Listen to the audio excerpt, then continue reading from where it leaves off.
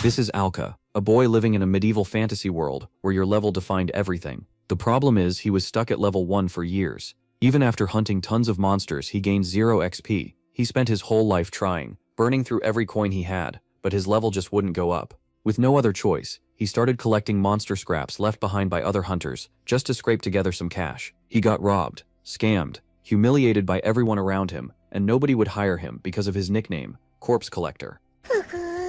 The only one who still respected the kid was an old baker who always kept a piece of bread for him. One day, deep in the goblin cave, Alka caught a nasty, weird smell and went to check it out. At the very back of the cave, he finds a dead dragon, a bizarre level 200 monster. The best loot was already gone, but there was a stinky bag of organs left behind that nobody wanted to touch. When he opened the bag, he came face to face with a sick-looking armor, giving off a dark, heavy energy. Out of nowhere, the armor told him to put it on. While he was trying to figure out where the voice was coming from, a whole bunch of goblins showed up. He tried to run, but ended up surrounded and disarmed by the creatures. The goblins were level 1 too, but without a decent weapon or armor, he was going to die right there. With nowhere to run, he agreed to put on the armor. Dark magic covered the boy and transformed him into a seriously terrifying black knight. The goblins froze in fear. The abyss armor latched onto his body and now answered to its new master. With the magic sword that appeared in his hand, Alka took down the goblins with ease, and then something completely insane happened. The energy from the dead monsters came floating out and got absorbed into him.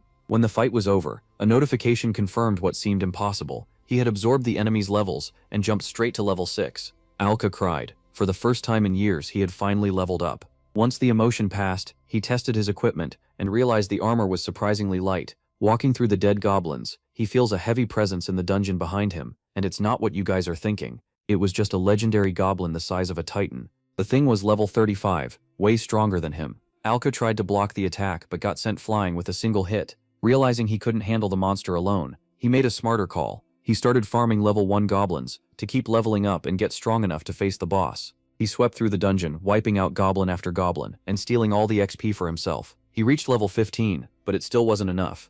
Along the way, he found a chest full of healing potions stolen from adventurers who had already died in there. He stored everything in the armor's inventory. Right after looting the chest, Alka hears a tiny voice in the back that scared the life out of him. It was a girl who had been kidnapped by the goblins and was all tied up. The protagonist cuts her ropes loose. She introduces herself as Millie. Since the girl is just a kid, Alka decides to help her escape the dungeon. He kept pushing forward. In a more dangerous area, Alka hid Millie behind a rock and went to slice through more monsters. Even against an army of goblins, his level was already way higher, so he steamrolled through everyone, cutting them all down without taking a single point of damage. After clearing the area, he finally hit level 35, the exact level needed to crush the legendary goblin. Mill gets scared and asks if they can leave now, but Alka says not yet. With this much blood spilled, more monsters are bound to come, and among them the strongest one is definitely on its way. It's the same legendary goblin from before, and this time Alka is ready for the rematch. Facing the monster, he says he knew it would show up. The legendary goblin roars back with all its menace. Now both Alka and the monster are level 35, so he's not the same weak boy who ran before.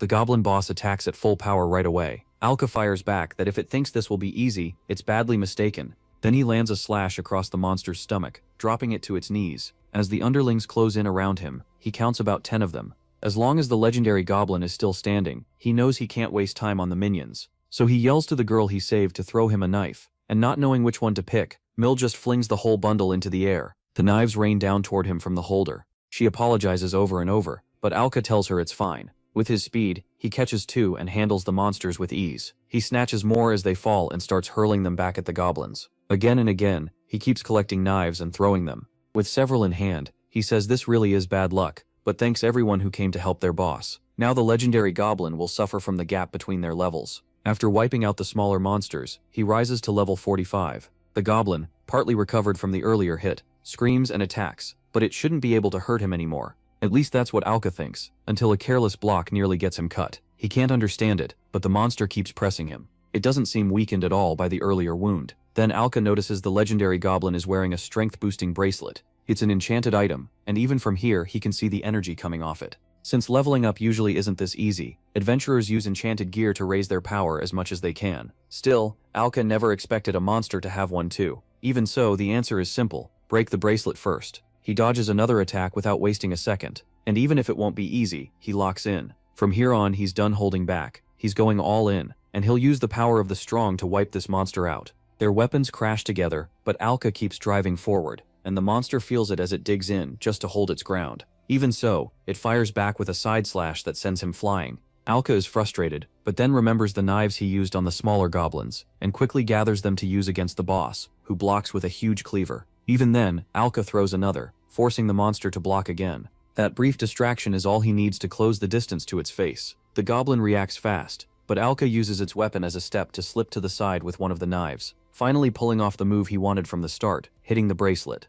The enchanted item shatters as it hits the ground. Now Alka faces the monster head-on, showing he's in control. He says it's time to reel in the little fish. When it comes to that legendary goblin, Alka was weak and scared when he first entered this lair. Now their power gap has completely flipped, so he says it's his turn to do the scaring, and asks if the monster is ready. The goblin gives no answer, it only roars, and Alka charges at full speed, smashing through the goblin's guard. Its defense means nothing now, and this time the monster is the one slammed into the wall, covered in fresh wounds. Alka walks up slowly and asks how it feels to be weak. Then he unleashes several slashes, saying not to resent him, he's only trying to survive. At last he knocks the goblin's weapon away, and by beating this enemy that once towered over him, all the talk about him being just a corpse looter starts to die, along with the weak person he used to be. Even without a weapon, the monster throws one last punch, but it runs straight into Alka's sword, ending everything at once. And since that monster was the reason he got stronger, Alka actually thanked it. Then several lights flowed out of the corpse and into his armor, confirming his new level, an amazing 80. With the fight over, Alka tells Mel she can come out, and even she is stunned by what he did. At this point, he'd be nearly unbeatable in this place. Even so, Alka doesn't feel excited. Still, he takes a rare drop from the legendary goblin. It's tusk. He never thought he'd ever get something this valuable. Mel asks to store it with the rest of their loot, since her small bag is already packed with coins and rare item pieces. Alka apologizes for loading her down, but she says she doesn't mind. Then she asks what they should do next, now that they got everything. Since there's no need to hurry back to the village, Alka figures that if he leaves the goblins alone, they could kidnap someone else. So he asks Mel to come with him a little farther in, because he wants to make sure no more monsters take another villager. From then on, his goal is simple: wipe out every goblin in the cave. After some time, they finally return to the village, and now that Alka has reached level 100, even he feels uneasy. Still, at level 100, he should be able to beat most monsters around here. For the first time, he can really call himself a true adventurer. Mel asks what he means because she's never heard of any adventurer in this village with a 3-digit level. That means Alka isn't just another adventurer anymore. He's the strongest one here. Alka still has trouble believing that, but he spent so long just trying to stay alive that he never paid attention to anyone else. Mel was shocked at first by his power to absorb levels from enemies, but now she's sure he'll only keep getting stronger. She tells him she'll be cheering him on. Their calm talk is cut off when a group of adventurers shows up, greeting the corpse scraper with open hate. Alka knows the man leading them well, Jurek. The white-haired jerk mocks the black armor, and the others laugh, thinking Alka bought gear because he still can't level up. Jurek warns that fancy equipment won't help him. To him, a level 1 loser can't make up for being weak with armor like that. But before he can keep going, Alka cuts him off, appears with a knife in hand, and says he's had enough. With a cold look, he tells him one more time to shut up. Jurek is clearly shaken by the threat, but once he remembers who he's dealing with, he gets mad again and throws a kick that knocks Alka back. In his eyes, Alka is still just a corpse looter, who has no right to talk back. But when Jurek tries to push even harder, Alka drops him to the ground in one move. His friends freeze in fear, and when Alka asks who's next, no one answers. Jurek can't make sense of it, because a level 20 shouldn't lose to a level 1. Alka tells him the truth. Jurek doesn't even have a fourth of his power. At once, they all open their systems to check the corpse scraper's real level. Then the adventurers are left speechless, because impossible or not, it's real. Alka is level 100, and to them, that makes him look like a monster. He finds it pretty ironic. First they called him trash, and now he's a monster. Still, he says he just wants to be a normal adventurer. No one listens. The second they see his true level, the whole group runs. Mel isn't surprised at all. Alka isn't the same person anymore. Smiling, she tells him to believe in himself more. Then she urges him to share this news with everyone in town. A little later, at the material shop, the old shopkeeper harshly asks what he wants. Like always, Alka says he's here to sell, but because he's known as a corpse looter, the old man says it doesn't matter how neat it looks. Trash is still trash. This time though, Alka has something to prove him wrong. He asks if this is trash too, and the moment he shows it, even the rude vendor is shocked. It's a legendary goblin tusk. Since it's such a rare item, the old man demands to know where he got it. Alka says he killed the monster himself. The old man doesn't buy that. So Alka calls Mel, and she dumps everything from their last trip onto the counter. Seeing all that, Alka asks if he's buying or not. If not, he'll just sell it somewhere else. Rude as ever, The old man still knows good materials when he sees them, so he agrees to buy everything. With a fake smile, Alka tells him to pay a fair price. Later, at the food market, Alka heads to the baker's stall. Since that old man always treated him kindly, he gives him a bag full of gold, leaving the baker stunned. Alka says he finally beat a strong monster, and he's glad he never gave up. The old man doesn't hesitate. He hugs the boy and says he's glad Alka kept going too. Then, a loud uproar breaks out at the entrance to the village, so Alka says he'll talk later. At the gates, a pack of white werewolves is tearing through the village. One of them is about to make a girl its next meal, but Alka rushes in at the last second, saving her and getting her out safely. Even so, the werewolves' behavior feels strange to him. Still, he tells them they picked the wrong day to attack the village. As long as he's here, none of them are getting past the gates. These are level 8 werewolves, and normally they would have been stopped before reaching the village. But Jurade and the others who were supposed to handle this ran away, so Alka understands what's going on. That also means it's his job to step in. One werewolf lunges at him, but Alka dodges easily. At his current strength, he can kill as many as he needs. The real problem is that they aren't all targeting him. Some are going after the villagers, and he can't protect everyone at once. If he doesn't act fast, people are going to die. One man is only a step away from being torn apart when Alka jumps in, blocks the attack with his own body, and kills the beast. He asks if the man is hurt, but after answering, the villager notices it's the corpse scraper who saved him. Alka doesn't stop to care about that. Saving people matters more. He knows everyone still sees him as the hated corpse scraper, but that's no excuse to leave others to die. Soon enough, as Alka keeps fighting, the villagers realize he's the one protecting them. Then he closes in on the final monster, knowing the battle will end once it falls. With a single slash, he kills the last enemy, and his armor absorbs the power. His level shoots all the way up to 172, but that gain bothers him. He counted 10 werewolves. If he killed all of them, his level should have risen by 80, so one more must still be hiding. From a rooftop, the last monster prepares to strike a little girl. The second Alka notices, the beast ignores him and leaps straight at her. Alka panics, because even after getting this strong, he still might not save her in time. And that's almost exactly what happens. As the girl looks up and sees the werewolf just a few feet away, Alka refuses to let that happen. He thinks maybe he can still make it by throwing his sword, but he only gets one shot. Even so, he'll make it count, because he has to hit. The werewolf rushes the girl, and Alka's sword flies toward it, until it finally strikes the beast, and blasts it away from her. The little girl now realizes the one standing there is the corpse scraper, but when she learns he saved her, all that fear and bias disappear, and she thanks him. That alone makes Alka happy, but the warm moment doesn't last. With the invasion over, more villagers start walking up, and one of them says he needs to talk to Alka. Alka assumes this is going to be another headache from people upset that he saved them, so when another person comes over too, he says he's leaving, since nobody wants him there. But to his surprise, they ask him to wait, because all they wanted to say was thank you. Thanks to him, everyone is safe. The man he saved earlier says maybe Alka thought he was overreacting, but since Alka risked his own life for him, he's truly grateful. That catches Alka completely off guard. Then the little girl's mother steps forward, and because her daughter was saved, she bows her head deeply in thanks. Alka gets flustered and quickly asks her to stand. He explains that he only did it because he wanted to save everyone. He knows his past as a corpse looter won't just vanish. Even so, now that he has the strength to protect people, Alka says he'll become the kind of adventurer who helps others. Then, with a smile, he adds that if they want to keep watching him for now, that's all he asks. That day, Alka started as nothing more than a corpse scraper, but by the end, he was the adventurer who saved the village. The next day, life in the small town starts to feel normal again. When she spots our hero, Mel runs over to him with a big smile. Because of that, Alka greets her warmly, but she quickly notices he is not wearing his armor. Still, about that, the hero just snaps his fingers, showing he can now equip and remove it in an instant, and the girl is amazed by it. Alka says that with this armor, he can become a great adventurer, and he was really lucky to find it in the goblin nest. Even so, he still cannot stop wondering why a dead dragon was there. For now though, that does not matter. Somewhere else, someone suddenly yells for everyone to run. They are inside the goblin nest, close to the dragon's corpse they were talking about. Chiri screams for everyone to get away from it, and his teammates bolt immediately. Then, in a flash, a pool of blood makes it clear what happened to the other two. Desperate to understand what is going on, the group's leader shouts, demanding to know what kind of creature stands before him. But Janai only stares back in silence and starts building up a huge electric charge. Seeing that, the adventurer lets out a hopeless laugh, knowing this is the end for him too. And once the energy blast is ready, the mysterious monster fires it without hesitation. The sound is so huge that even our hero hears it from far away and wonders if he really heard it. A little earlier, Chiri's group had been hunting a one-eyed troll, and because it was already hurt, the leader told the others not to let it get away. Seeing the chance for easy money, they agreed. During the chase, the troll ran into the goblin cave. Cheery complains that after leaving the mission to stop the werewolves, they got hit with a huge fine.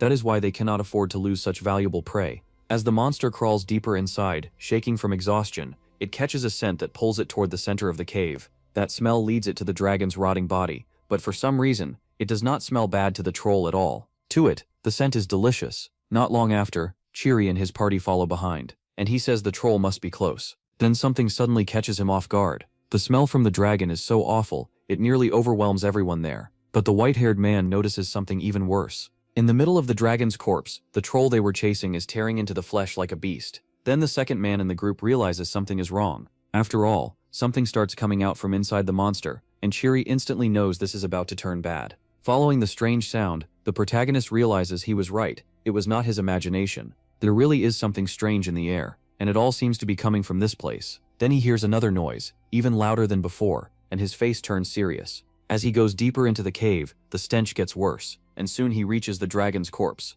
But when he gets to the place where he found the armor, he sees a transformed troll slaughtering Cheery's group. The moment it notices a new arrival, it throws aside the white-haired boy's companion and turns all its attention to the protagonist. Even Alka is shocked, because this monster is unlike anything he has fought before. Still, now that he is level 180, he thinks there is no way he can lose, so he plans to finish it with one clean strike before it can act. But the armor warns that because of the gap between his level and the enemies, fighting it is strongly discouraged, making Alka hesitate. That brief pause gives the monster an opening, and it attacks. The armor can only tell him to dodge immediately, but he is already hit by a crushing blow that slams him to the ground and leaves him badly hurt. To make sure what he is facing, the protagonist checks the monster's status, and the system's warning is confirmed.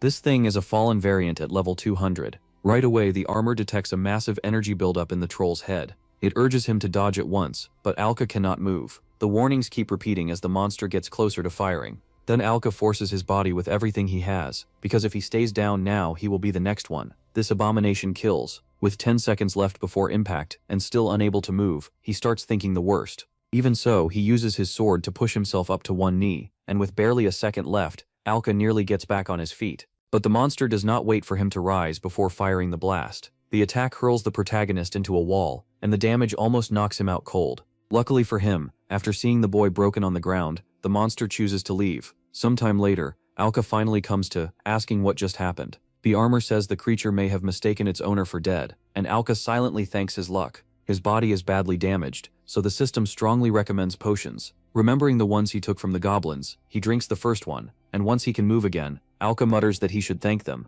Still, he needs to go after the monster right away, because he is sure its next target is Raquel village. Before he can leave though, someone calls him a corpse scavenger, and when he looks over, he sees Jarig somehow still alive, even in terrible shape. Without any shame, the boy demands the healing potions. He thinks medicine like that would be wasted on trash like Alka anyway. Showing how rotten he really is, Jarig says he will drink them and run, leaving the village as bait. So even angrier than before, he screams again for the potions. Cherslaki coughs up blood and keeps begging, his whole body wrecked and his mind falling apart. Alka actually considers it, but first asks the Abyss armor if it would matter. The system replies that the injuries are fatal, and no matter what, the boy will die after a few more minutes of severe pain. Hearing that, the hero asks one more thing before deciding. He wants to know if level drain can take levels from a human too. When the system says yes, Alka gently tells Jarig there is no saving him now, and deep down Jarig already knew it. He was just clinging to a lie to escape the pain. Alka says there is one thing he can still do for him, end that suffering.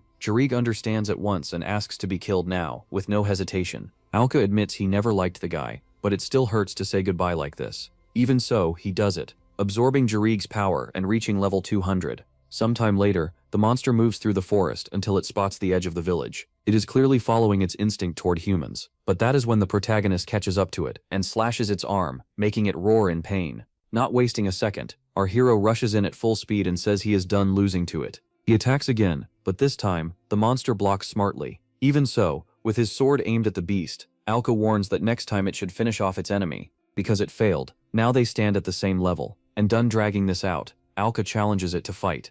First, he tells the monster to stay sharp. Even if he never liked Jarig, Alka still had to kill someone he knew with his own hands, and he has never been this angry before. The monster strikes first, coming up from below with confidence. But our hero plants a foot on its shoulder to spring higher and cuts into its back before it can guard. The move works, but the wing is tougher than he expected. Suddenly, energy starts gathering around the monster's eye, and Alka refuses to let it fire that attack again. But the beast proves it is smart. That charge was only a fake, used to lure him in before kicking him away. Then, while he is wide open, the monster grabs a whole tree and slams it into him. The hit launches him far away, smashing through several trees before he ends up pinned against a rock wall. Now that the level gap is gone, they are evenly matched, so Alka has no clear edge. On top of that, the monster has been using fiends this whole time, but Alka drinks another potion, and that becomes his biggest advantage. Furious, he declares that this is not over and rushes straight at the beam. The monster is charging. As he closes in, the system warns that the attack cannot be stopped, so he changes plans, dodges at the last second, and swings his sword with everything he has. The troll tries to block with its tough wings, but Alka's furious blow almost splits both of them apart. While the monster reels from the damage, the hero realizes he finally broke through. But then the beast suddenly looks away from him. In its eye, the reflection of the village becomes clear. Alka's heart drops, but the monster only puts power into its legs and leaps into the air toward the place with the most humans. It happens so fast that the protagonist cannot react right away. Once he realizes the village is the target, the boy takes off after it at full speed, knowing he has to stop an even bigger disaster. A second later, the monster is already over the village. Before anyone can even figure out what's happening, a blast goes off and sends the whole town into panic. From the smoke, the fallen variant appears. It lets out a roar, showing off its power. Alka keeps chasing it, but fear hits him hard when he sees it has already reached the village. Acting on pure instinct, the monster tears through everything in its way. The villagers scatter, screaming and begging for help. Then the troll starts charging its I-beam again. Seeing that, the protagonist can only think this has to be a sick joke. But the worst happens. The beam fires and rips through several homes in an instant. Then the protagonist closes in from above, leaping off a rooftop and rushing the monster in a fury. The beast shields its eye with one arm and tries to brush him off again, but a real hero won't let that slide.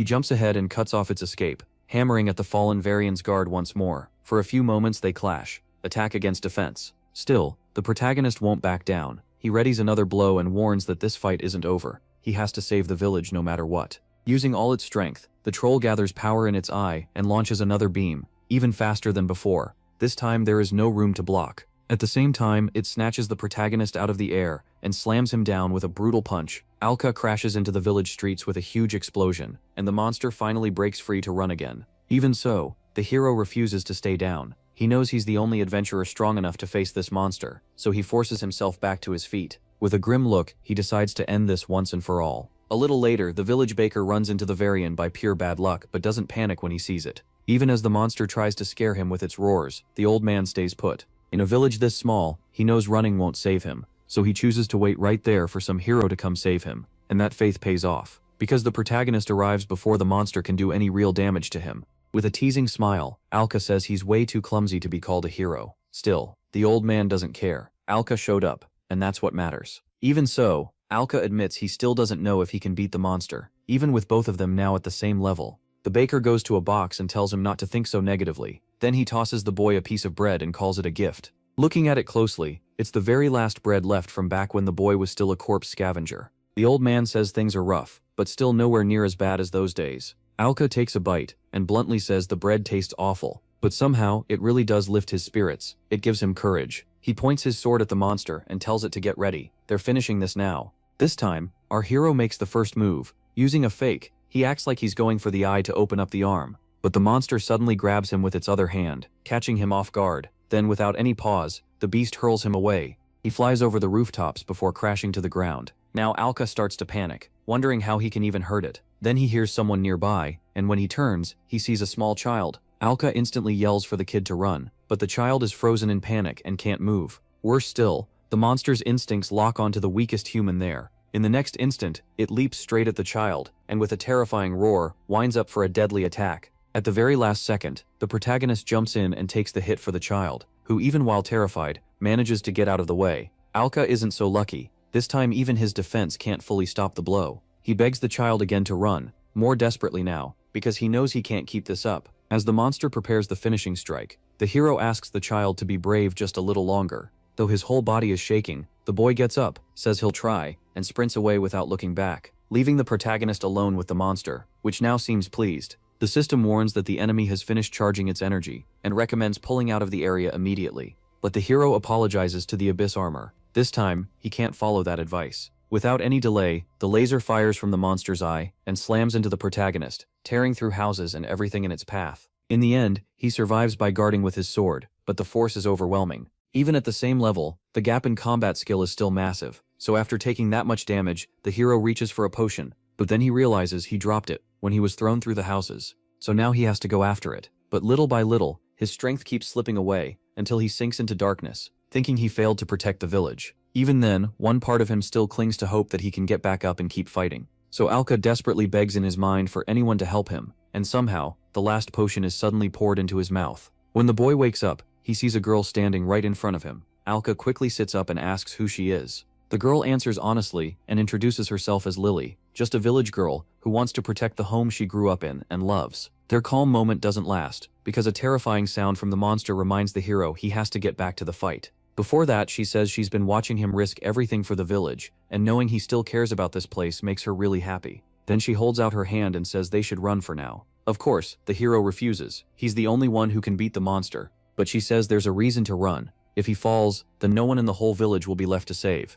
Even with the town being destroyed, Lily insists that until his wound heals, he has to avoid fighting that monster. Alka hates it, but he knows she's right, and that he'll need time before he can fight at full strength. Suddenly, the very monster they were talking about drops in front of them. The girl quickly reaches for the protagonist's hand, and seeing no other choice, he agrees to retreat with her until he recovers. As they flee into an alley, the hero asks how she even knows his name. Still running, she says Alka is pretty well known around here. He asks if that's because he used to be a corpse scavenger, and yeah, that's part of it. But Lily says the real reason she knows him is because she sees him as a hero. She explains that she was there when werewolves attacked the village, and that's why she believes in him. If this disaster is in the hero's hands, she's sure he'll fix it. Hearing that faith in her voice, Alka lifts his fist and promises that he will save the village, exactly what Lily wanted to hear. Then another strange sound stops them. This time, it's a human scream. When they rush over, they find a bandit dragging a girl away and trying to take her out of the city by force. Worse, that same man is actually thankful for the monster, because now no one can stop them from doing whatever they want. To him, this chaos is just a chance to make money.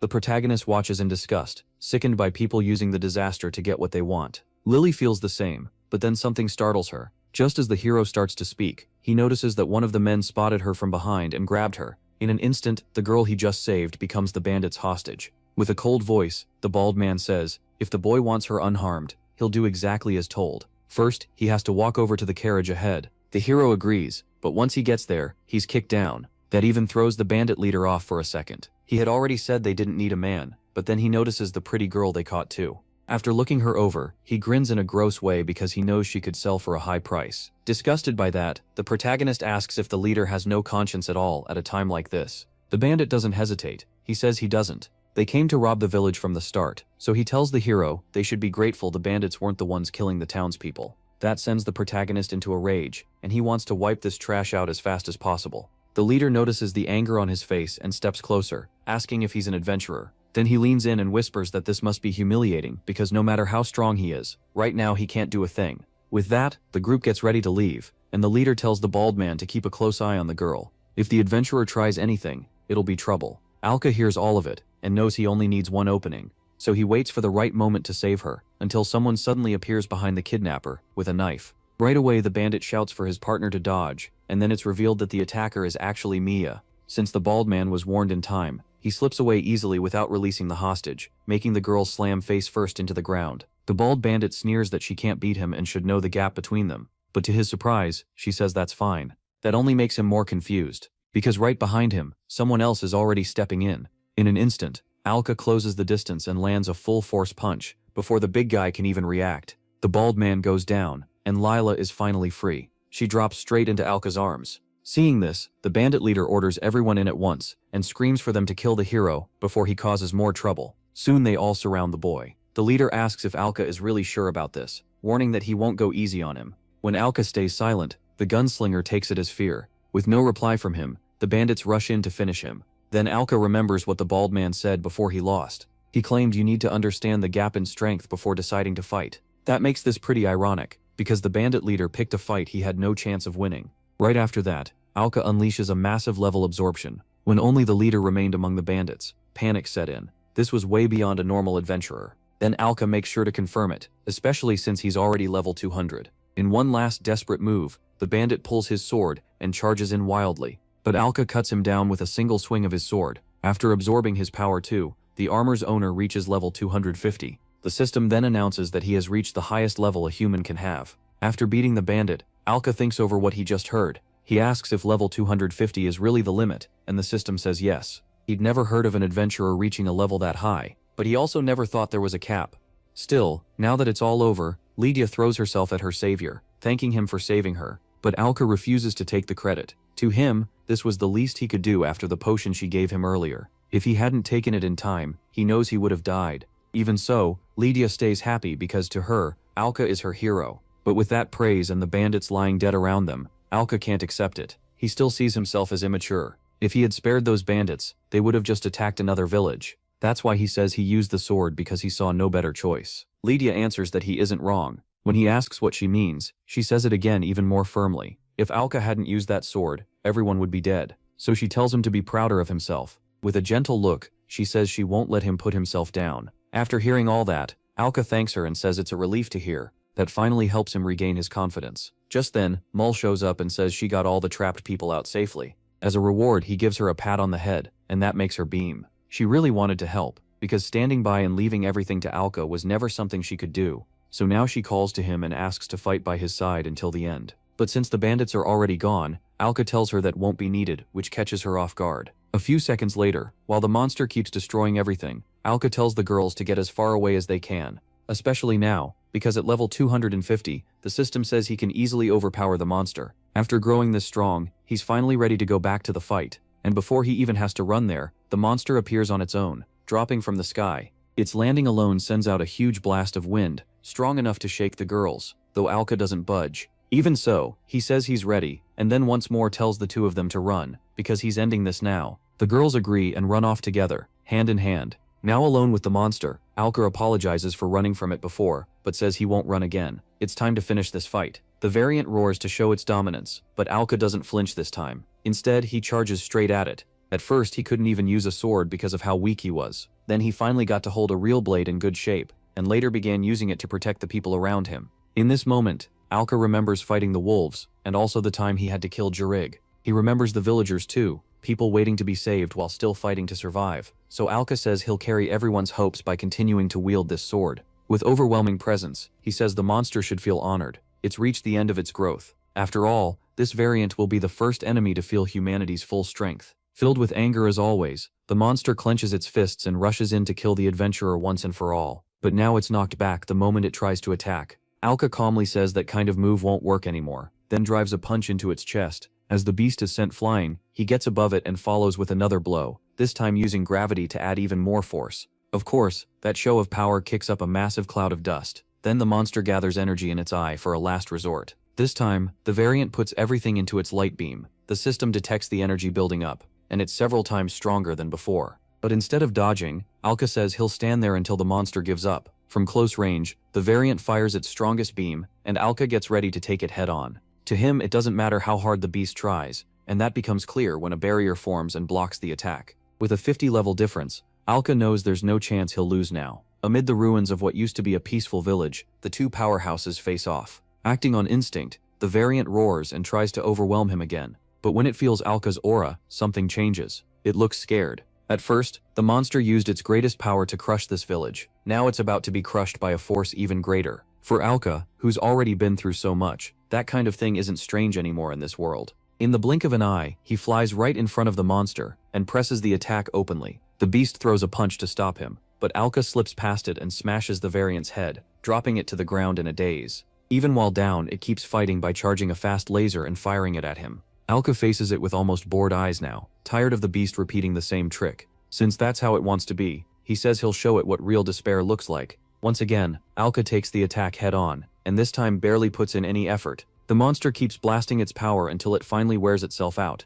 and the attack stops. Smoke even starts rising from its eyes. But the biggest thing is its shock, because when the dust clears, the variant sees that Alka is completely unharmed. That was his plan all along, to make the gap between them impossible to ignore. Once it understands that, the monster looks frustrated and furious at the same time. It screams, ignoring Alka's strength, and set on fighting again, lashes out however it can. The beast mixes close attacks with quick eye blasts, but Alka avoids everything, and even in mid-air he dodges the eye shots and counters at the same time. With nothing in his way now, it's Alka's turn to strike, so the beast tries to block with its arm like before. That turns out to be its worst mistake, because Alka's blade cuts straight through, taking off one of the beast's most important limbs. Alka steps back, and out of patience, tells the monster to kneel, so they can end this quickly. That obviously wounds the variant's pride, so it starts firing beams all over the place. None of it works, and with one horizontal slash, Alka overwhelms the beast completely. As it drops to its knees, Alka leaps onto it. Because it hurt this village's people so badly, he drives his sword straight into the center of its eye.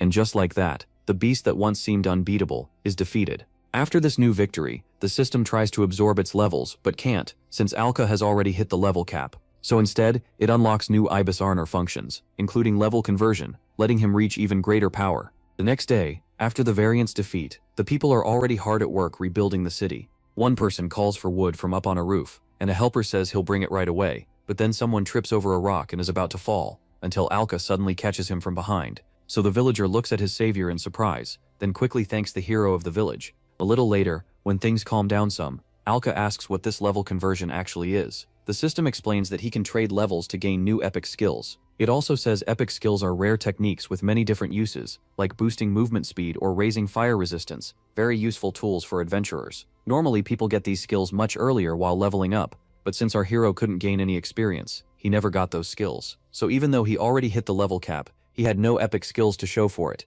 Even with that chance right in front of him, Alka cares more about figuring out what this Ibis armor really is. For the first suggested skill, the system offers one that lets him go past human limits. The problem is the price: 240 levels. That's almost everything he's earned up to now. He's currently level 250, so losing that much would hurt. But thinking ahead, this power feels necessary. So the hero asks for the skill right away, and the system accepts, setting it up to activate when he says the command. Without hesitating, he requests the power to go beyond human limits. The conversion begins, and our hero shivers as his power is pulled away. The lights of his experience fade out so brightly that people in the village notice it from far away. It doesn't stop from the core of energy in his heart. Everything keeps pouring out, until at last, with one final flash, the system says the payment is complete, and the skill now belongs to him. Alka feels proud of how far he's come from being a corpse looter. Still, something even stranger lingers, because he realizes it feels like his own power has grown wider somehow. Then the system tells him he has gone past the human level limit, meaning he's become a transcendent being. Hearing that, Alka can't help but smile. As he looks up and thinks it over, he realizes again just how much his life has changed. Meanwhile, at the village entrance, an annoyed man says he came back because he thought the time had finally come. He's furious because our hero already beat the monster he wanted to fight. That means the trip was pointless, but now he's curious about who could have taken that beast down. Back with the hero, the system suddenly says that since he broke past the level cap, the 200 stored levels will now go to the armor's wearer. Alka remembers this is because when he killed that monster, he couldn't absorb its experience. So now he's at level 210, which is lower after the conversion, but still very strong. That makes Alka think he should grab more epic skills with lower costs, since they're incredibly useful. If he gets enough of them, he might become the strongest adventurer alive. He's just starting to plan for the future, when sudden footsteps rush in, and Lily happily runs up to the hero, jumping at him and leaving him flustered. With a sweet look, she says she was searching for him, because after he destroyed the monster, everything has been total chaos. He apologizes and explains he spent the whole day helping put out fires. Lila steps closer and says she was really worried about him, and of course the other girl was too. Our hero says he's just glad both of them are safe, but Lila insists that's thanks to him. In the end, she's grateful and embarrassed at the same time, so she shows it by kissing him on the cheek. It's a small kiss, but afterward she can't even look Alka in the eye. For a brief moment after that, they stare at each other, and the silence says plenty. Then Lila finally shuts her eyes, gathers her courage and blurts out that she loves him, before running off in total embarrassment. Alka is the one left the most stunned. Miltho takes it much more casually, and even the baker shows up to praise his godson. Red-faced and annoyed, Alka yells at both of them to leave. In the end, he never thought someone could actually feel that way about him after his past. He has no idea what to do next, and then the system makes it worse by recommending he show his masculinity. A few days later, on the road to Rockall village, a party of adventurers heads in. Their leader realizes this is the place they were sent to, but since it looks deserted, he thinks they may be too late. Akali says another monster may have hit the area, because if a flaming dragon showed up here, the whole village could have been wiped out. Still, the green-haired man says they should go in and ask what happened, because they have to stop any more damage from the flaming dragon. So he tells everyone to keep moving, and the group follows their leader, Ain. Meanwhile, back in the cave area where everything happened, deeper inside goblin territory, a huge sound echoes out, and the cause is the arrival of an incredibly powerful black dragon. At the same time, somewhere else, the protagonist is testing his knife, throwing it at passing herbivore dinosaurs and dropping them fast even though there are a lot of them. Altair is back at level 1 now, but over the last few days he's picked up new epic skills. One of them gives permanent poison, and he just tested it on those dinosaurs. The cost was steep, it took 200 levels from him. Even so, one hit from a poison knife is enough to kill smaller monsters. He also improved his knife accuracy, so with both skills, even if level conversion drops his level, he can still get stronger without fighting tough enemies head-on. The drawback is that the poison takes a few hours to finish draining a monster's health, but even a beginner could level easily this way. Then a light starts coming toward him, meaning one of the monsters has died. After absorbing that experience, the armor jumps from level 1 to 41. Alka doesn't stop there, and upgrades the poison effect again, which sends him right back to level 1. Even so, this should help him build power much faster. By now the protagonist is exhausted, but after stabbing around 20 monsters over a few hours, he'll soon be back near level 200. Since he's done what he wanted, Alka decides to head back to the village. When he gets there, he finds a big commotion and quickly asks what's going on. Then a level 120 adventurer named Aeon asks if the hero is an adventurer too. If so, he says, "Open the system, it might help explain things." But he quickly notices the level is pretty low. Since the protagonist traded his levels for skills, everyone judges him without knowing the truth. But Alka already knows this kind of humiliation well. Trying to smooth things over, Aeon says the boy must be new to adventuring. He's shocked when the hero answers that he's been doing this for years. The white-haired collie jumps in next, joking that it has to be a lie. But when he sees Alka's serious expression, even he gets the point. That makes the man remember rumors he'd heard about an adventurer known as the weakest of the weak, a so-called corpse scraper. Alka doesn't deny that he's the one they're talking about, he just asks what they're planning to do about it, and the pressure in his voice is enough to scare them.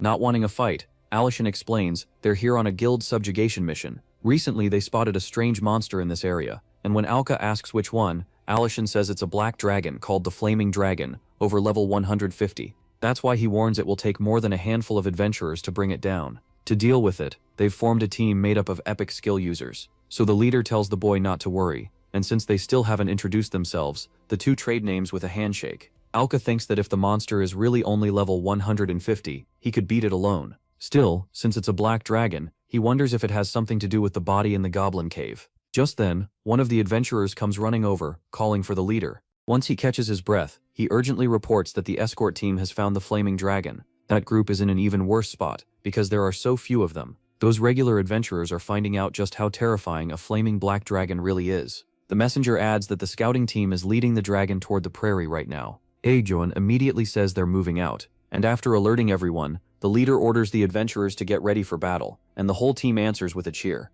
From what Alka can tell, the subjugation squad is around level 80 to 120, but even as an elite unit with epic skills, they don't stand a chance against a level 150 dragon. So the hero knows he can't just let them go alone, and calls out for the leader to take him too. By now, the monsters he stabbed with his poison knife are close to dying, and he should soon be back in the level 200 range. But since Ein has no idea about that, he refuses, saying he can't risk dragging a level 1 into danger. Even then, the hero keeps trying to push the issue, and just like before, those same judging looks return. People laugh and ask what a level 1 could possibly do, no matter how strong his sense of justice is. Then the white-haired man steps in again, and says he'll speak for his beloved leader. He flat out tells the weakling to stay out of it, matching the same cold attitude as the rest, while they leave Alka behind. Even after that humiliation, the protagonist knows people will die if he does nothing. Still, at his current level, it's no surprise they don't believe in him, so he has no choice but to wait and go after them later. Sometime later, even the leader, the strongest among them, feels crushed by the monster's power. The reports calling it a level 150 flame dragon weren't even close. This thing is actually a disaster-class monster, the Dragon King who rules all black dragons. It's the Black Dragon King, a massive level 300 beast with the title of Flaming Destroyer. And standing before something that terrifying, the leader knows they only have one choice now: run. Right now the best move is calling the guild for backup, but the dragon isn't about to wait for them to get help. With one casual swing of its tail, it sends the leader flying like he's nothing. Far away, Alka rushes in, worried because the fight has already started. Even from there, he can tell this is the same dragon from the Goblin Cave. He can barely believe it recovered from that condition. Still, he keeps moving. This isn't the time to think. Just then, the monster gets ready to unleash a deadly attack, drawing flames into its mouth. Alka asks the armor how much longer until his levels come back. The system answers, around 30 more seconds. But even at top speed, the dragon is about to fire first. In panic, he begs to get his power back faster. Then at last, the experienced lights appear behind him and sink into his body. That confirms the poisoned monsters have died, bringing him back up to around level 201. But instead of leaving it there, he asks for the flame nullification skill before the attack lands. The Dragon King fires its strongest breath, and the blazing blast rushes straight at him. With huge effort, he barely activates the new skill. In the end, he only manages to save one person. Ain, the lucky survivor, is stunned that the boy stopped the flaming destroyer's breath. Even the white-haired man from earlier is in awful shape and can't believe a corpse looter lasted longer than they did. At last, the hero reveals it's because he's stronger than all of them. But since he was weakened, he couldn't protect everyone, so he apologizes for failing them. Then the man drops to the ground, seemingly dead. Alka burns with more anger than ever, because no matter how much stronger he gets, people still die right in front of him. So for the adventurers he couldn't save, he yells that he'll kill the monster now. The Dragon King fires another breath attack, and Elian screams for the boy to move. Alka calmly says he's fine, and takes the blast head on, catching it in his hands and crushing it with ease. He says that kind of fire won't work on him. Elian can only stare, trying to understand this, while the dragon, angry that it can't beat him, spits out more flames. Alka keeps knocking them away, stopping every attack without trouble. The fire attacks can't hurt him anymore, but getting flame nullification cost him a huge chunk of levels, dropping him back to level 21. So he starts wondering if he can really beat the dragon, and if there's any way to raise his level again. Meanwhile, the Dragon King switches to a physical charge and nearly tears into him with its claws. That alone shows how deadly a swipe from this giant beast is. Alka knows that at his current level, he can't keep up with those claws. And while he watches the front, the tail suddenly whips at him from behind, with no way left to dodge. At least not for him, because someone suddenly appears, calls the whole thing pathetic, and with one swing cuts the dragon in half. With the monster brought down, the newcomer stands on its corpse, leaving the hero stunned by the display. Alka quickly demands to know who he is. Wearing a proud grin, the man introduces himself as Balder. He's one of the continent's few Calamity-class adventurers. Alka can hardly believe it, and Ain admits he's never seen one in person either. These adventurers are the kind whose strength becomes stories, whose deeds turn into legends. They stand beyond normal human limits. That's what Calamity class means. Balder smirks and says the green-haired one knows his stuff. When Alka checks the system, he sees it's true. The guy is level 300. Balder was born with the power to break limits, the total opposite of Alka's situation. Then he asks if the boy came to save them, but the idea alone offends him. He says they've got it all wrong. He only came to find the black-armored adventurer who ruined his plans. Alka asks what plans, and the redhead starts explaining. After asking around, Balder heard a black-armored hero saved the village from the one-eyed monster. He got curious, but was disappointed to find only a weakling. Right then, the dragon shows it isn't dead, and starts moving again. Balder shuts it down by driving in his sword once more to silence the beast, annoyed that it interrupted him. Then, after putting the dragon in its place, he explains that unless the flaming destroyer's core is destroyed, it will keep regenerating. He also admits he already killed this dragon once in the goblin nest, which finally makes Alka connect the dots. But Balder says he left the core intact on purpose, which leaves Alka confused, wondering why. Balder explains that after the monster ate the flaming destroyer's flesh, its body changed completely and it went berserk. The Dragon King was strong enough to wipe out a whole village, so he needed something a little weaker. A berserk monster was perfect to attack the village, then die at the hands of the so-called savior. After that, Balder planned to kill the guilty dragon again, and earn even more fame than if he'd beaten it with no one watching. Naturally, Aang is horrified hearing him say all that so casually. Then getting back to his complaint, Balder snaps that Alka ruined everything by stepping in. Head lowered, Alka asks if he really risked the whole village for something so stupid. Balder just laughs and says a Calamity rank adventurer wants only fame, gold, and women, just a life of pleasure. That was all Alka needed to hear. With a chilling look, he says that's insane. For his own selfish wants, Balder let innocent people suffer and allies die, all because of his greed. So Alka asks the Abyss Armor to lend him its power, because he's going to bring down this Calamity-class adventurer now. Balder treats the threat like a joke, but he's also furious that Alka even thinks he can win.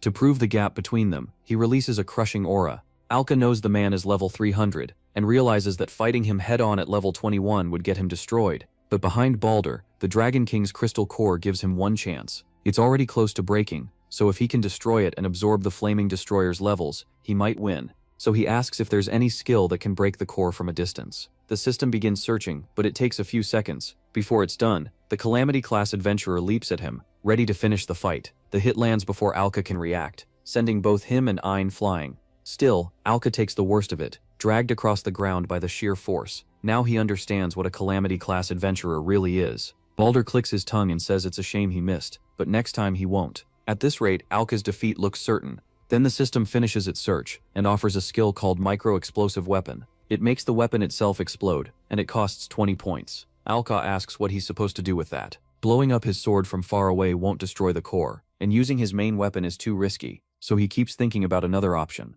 Then he remembers the poisoned knife he used to level up, and suddenly he understands the plan. Balder, meanwhile, is annoyed that he's still standing. He says one punch is all it'll take, but at that moment, Alka acquires micro-explosive weapon. Of course, Balder has no idea what the boy is doing, and Alka doesn't bother to explain. He just grabs his knives. Then, full of confidence, he says this will turn things around, and throws all three. As they fly, Balder notices they're coated with permanent poison. He easily knocks away the ones aimed at him, even praising Alka's skill, but says it's pointless if he can't land a hit. Alka agrees, but says that isn't a problem. Those knives were only bait for the one headed toward the core, and when it got close to breaking, he shouted for the detonation. The core explodes, and Alka knows that the flaming destroyer is finally dead. The instant the monster dies, all its experience starts pouring out of the body, leaving Balder stunned. Then those levels are absorbed by the hero, and even before he fully gets it, Alka rushes straight at the adventurer, and the two begin to clash. Balder can't understand it. The boy was level 21 only minutes ago. Alka confirms the warrior was right,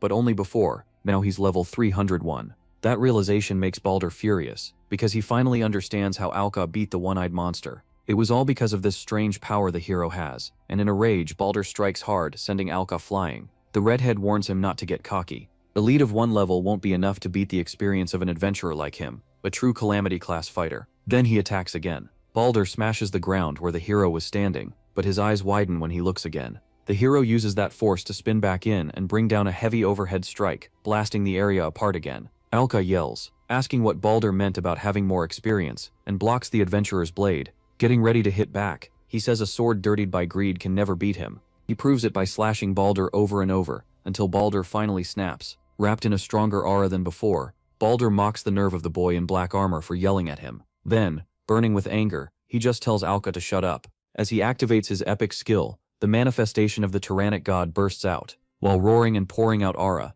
a huge bolt of lightning crashes down and hits Balder head-on. Right after that, the adventurer starts to transform. His body changes, his hair rises, and lightning crawls all over him. Of course, Alka is terrified, while Balder can only repeat one word: power. Then he launches a crushing attack and declares this is what a Calamity-class adventurer really looks like. In an instant, the attack closes in, ready to crush the hero, and Balder yells for him not to run. If that strike lands, it's clearly over. So the protagonist dodges with everything he has, but he still realizes just how terrifying the tyrant god's power is. Alka decides he may have to use that one thing he found in the skill list. It was a special skill that could only be used once, so the protagonist answers back, shouting his request to the system. That makes Balder attack again to stop him. But right before the charge connects, a shield appears in front of him, with Aang stepping in to protect him. The boy takes the full blow and crashes onto his back. Even then, Aang forces himself back up. Full of regret, he says that if he had beaten the Dragon King from the start, his friends would still be alive. That thought makes him break down, begging the hero to avenge them.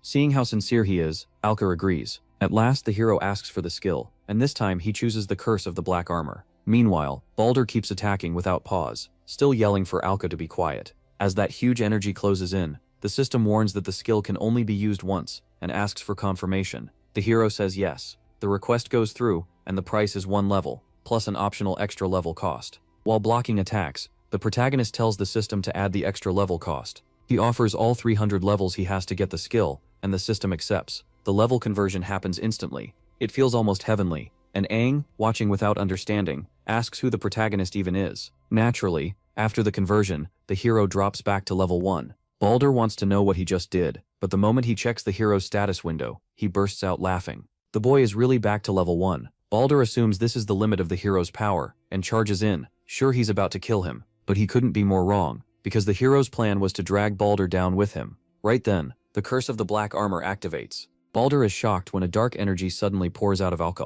That energy quickly wraps around the adventurer and binds him from all sides. It doesn't take long for him to notice his power dropping. Then the hero reveals that this is the curse of the black armor. For every extra level paid, the skill lowers the enemy's level by that same number. So even if Balder struggles now, it won't change anything, because the extra cost was 299 levels, and that's exactly how many he'll lose. With a cold look, the hero asks Balder how many levels he thinks he'll have left, but someone this greedy can't accept it, and screams, begging to be spared. The hero answers with a confident smile, saying the answer is simple, now both of them are level 1. When the skill finishes, Balder drops from the sky to the ground. Still unable to believe it, he desperately calls for his magic window, but one look is enough to show the truth. The mighty Calamity-ranked adventurer has been reduced to level 1. He has never been this furious, but even at level 1, Balder grits his teeth and swears he won't lose. He still calls himself a calamity-class adventurer, and even weakened, he thinks he can beat someone like him. That's what he believes. Until, in an instant, the protagonist appears and lands a clean strike. Then Sogi says that not long ago in Reikl village, a man was judged for robbing corpses.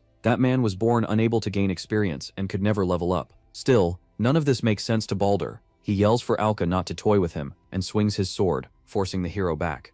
Even so, Alka keeps going, saying that man stayed level 1 his entire life. Then he gives the point of the story. It's too bad Balder ended up as that man's complete opposite. Because that corpse looter, the protagonist himself, learned to fight at level 1, better than anyone in the world. Now missing an arm, the adventurer bleeds heavily from the wound. Even so, with the tyrant god's power still active, Balder keeps standing and grips his sword, insisting he hasn't lost. But for the protagonist, that's already enough to decide Babel's ending. Even now, Balder is too proud to stop. He rushes in and tries to strike from behind, screaming in rage. That only makes the protagonist look down on him, because Balder can't even stay calm anymore. Alka quickly knocks the warrior's weapon away, and when he still won't stop, cuts him again and again. The adventurer takes every hit, then finally drops to the ground, beaten. A few seconds later, Aurion, somehow still standing, walks over to speak. He thanks the hero from the bottom of his heart for avenging his friends. The protagonist only smiles, and says thanks aren't needed. He couldn't forgive Balder either, and he would have fought him even without being asked.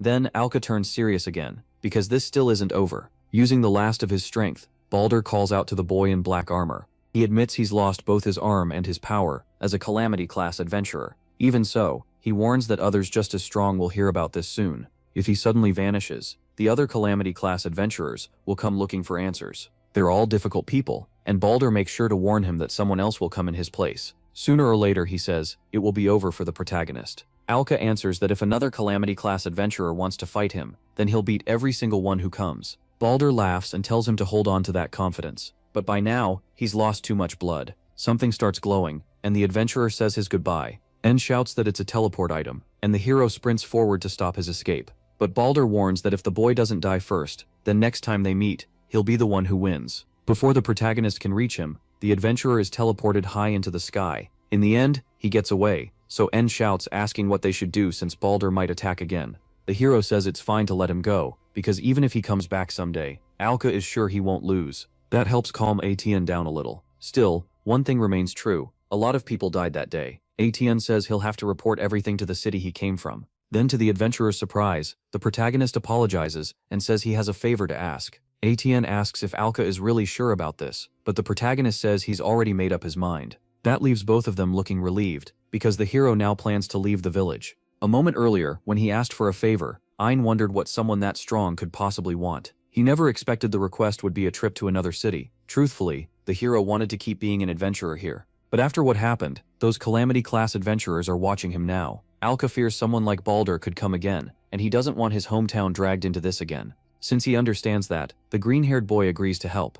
Now that the flaming destroyer is no longer a threat, Ein shows him a necklace with a magic communication stone. It was used to call for adventurers to handle the aftermath. Even after the boy leaves, those warriors will guard the village, so it should be safe for now. Hearing that, Alka is deeply grateful. But as the two walk through the city, Mel watches from a distance and runs over in a panic. When they reach the uncle's bakery, the shop is closed, and the old man is nowhere to be found. Ein asks if there's anyone the hero wants to say goodbye to, and Alka says yes. So the green-haired boy suggests leaving another day. Even so, Alka decides to go now, because saying goodbye face-to-face would be too hard. Not just his uncle, Mel and Lila too. In the end, he doesn't want to say farewell to anyone, because staying close to him will only get them hurt. So the two adventurers reach the city gate. Before they leave, Ein warns that once he goes, coming back won't be easy. The hero says he has no doubts, and that lets him walk away without turning around. But just before he can leave, his uncle calls his name. Even then, the old man tells him he doesn't need to look so sad about leaving.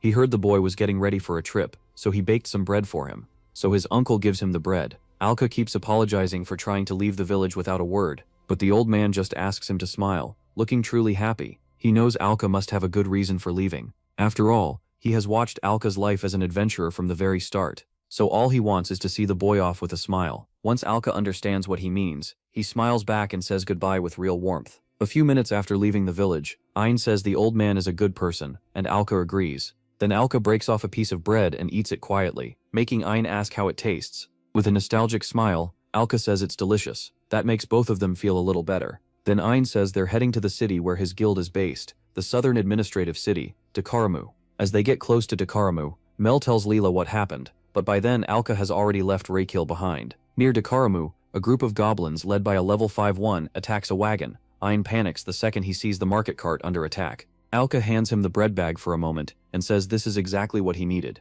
He wants to raise his level a bit before reaching the city. So Alka cuts down the goblins with ease and takes the experience. Then their higher level leader goes down too. Watching from the side, Ein gets nervous thinking about how strong Alka might become. After only a few seconds of combat, Alka wipes out every monster there and grows even stronger. Now all they have to do is finish the trip to the southern administrative city. Once they can see the crowds and buildings, Ein says they've finally arrived. That catches Alka off guard. Ein starts explaining the city to him. This is Dakaramu, the southern administrative city. It's northwest of Raquel village, and the biggest city in the south of the continent. The moment he steps inside, Alka notices how packed it is and how different it feels from home, though Ein says that's normal for a city this big. He adds that the southern branch of the Central Adventurers Management Council is in the middle of the city. A lot of guilds work here, and plenty of skilled adventurers gather in this place, so Ein tells him he probably won't stand out much, as long as he keeps his level around where it is now. Alka has already gone from level 1 to level 100, so he gets that there is no point in gaining more power than he needs right now, and he thanks Ein for the advice.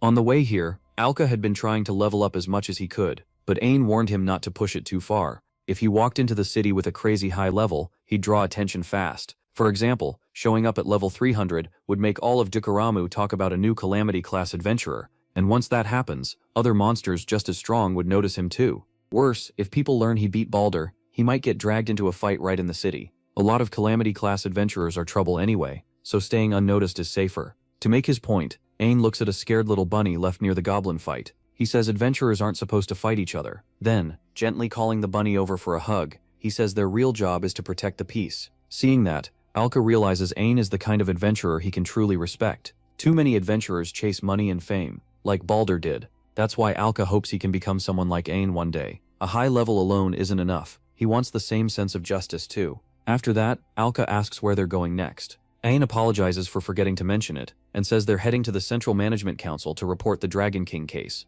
But right after that, his face darkens, and Alka starts to wonder why. Inside the Central Adventurers Council headquarters, at the main desk, a staff member greets them and asks if he's there to report the mission's completion. Ein says he already sent word by magic, so she tells him she'll get the reward ready. Before that though, she asks what mission was cleared. Without hesitating, Ein says it was the Dragon King of Raquel village. That leaves the receptionist stunned because the job was such a major one. She quickly says she'll bring the reward at once, and soon sets 4 heavy bags of gold on the table. Ein says nothing. The staff member explains that in missions like this, the reward shares of the dead go to the survivors. Since Ein is the only one left, all of it goes to him. She says it with obvious pain. At that point, Alka finally understands why his friend looked so down. Receiving the money meant for his dead teammates is torture for someone as kind as Ein. The receptionist then tells Ein to be careful, and once they leave with the reward, Alka asks what she meant. Ein tells him to imagine a team where family or friends join a mission, but only the leader comes back alive and takes the full reward. Then he asks Alka what people would think of that leader. Alka starts to understand, and the moment they step outside, the answer hits faster than expected. Ein never wanted to drag Alka into this, but now a crowd is waiting in front of them, ready to judge him. They throw the worst accusations at him. Still, it's the grief of the dead adventurers' families and friends speaking. As the team's leader, Ein says it's his duty to face their anger. He was the one who led the mission that ended with all his comrades dead. Because of that, no matter how much he regrets it, the truth won't change. While he stands there and takes it, the crowd demands that he explain why his companions were left to die. After hearing every accusation from the citizens and the families of the adventurers, Ein says he will accept full responsibility. He admits he couldn't save a single member of the squad, and that all of them died. The hatred around him pauses for a moment, but it quickly flares up again, because some people don't care how sorry he is. That team was made up of elite adventurers. So one family member shouts that there's no way they all died, to a level 150 dragon. Hearing that, Alka realizes something is off. The monster they fought was really a level 300 Dragon King, so the defeat makes sense. He immediately speaks up and asks everyone to listen so he can explain.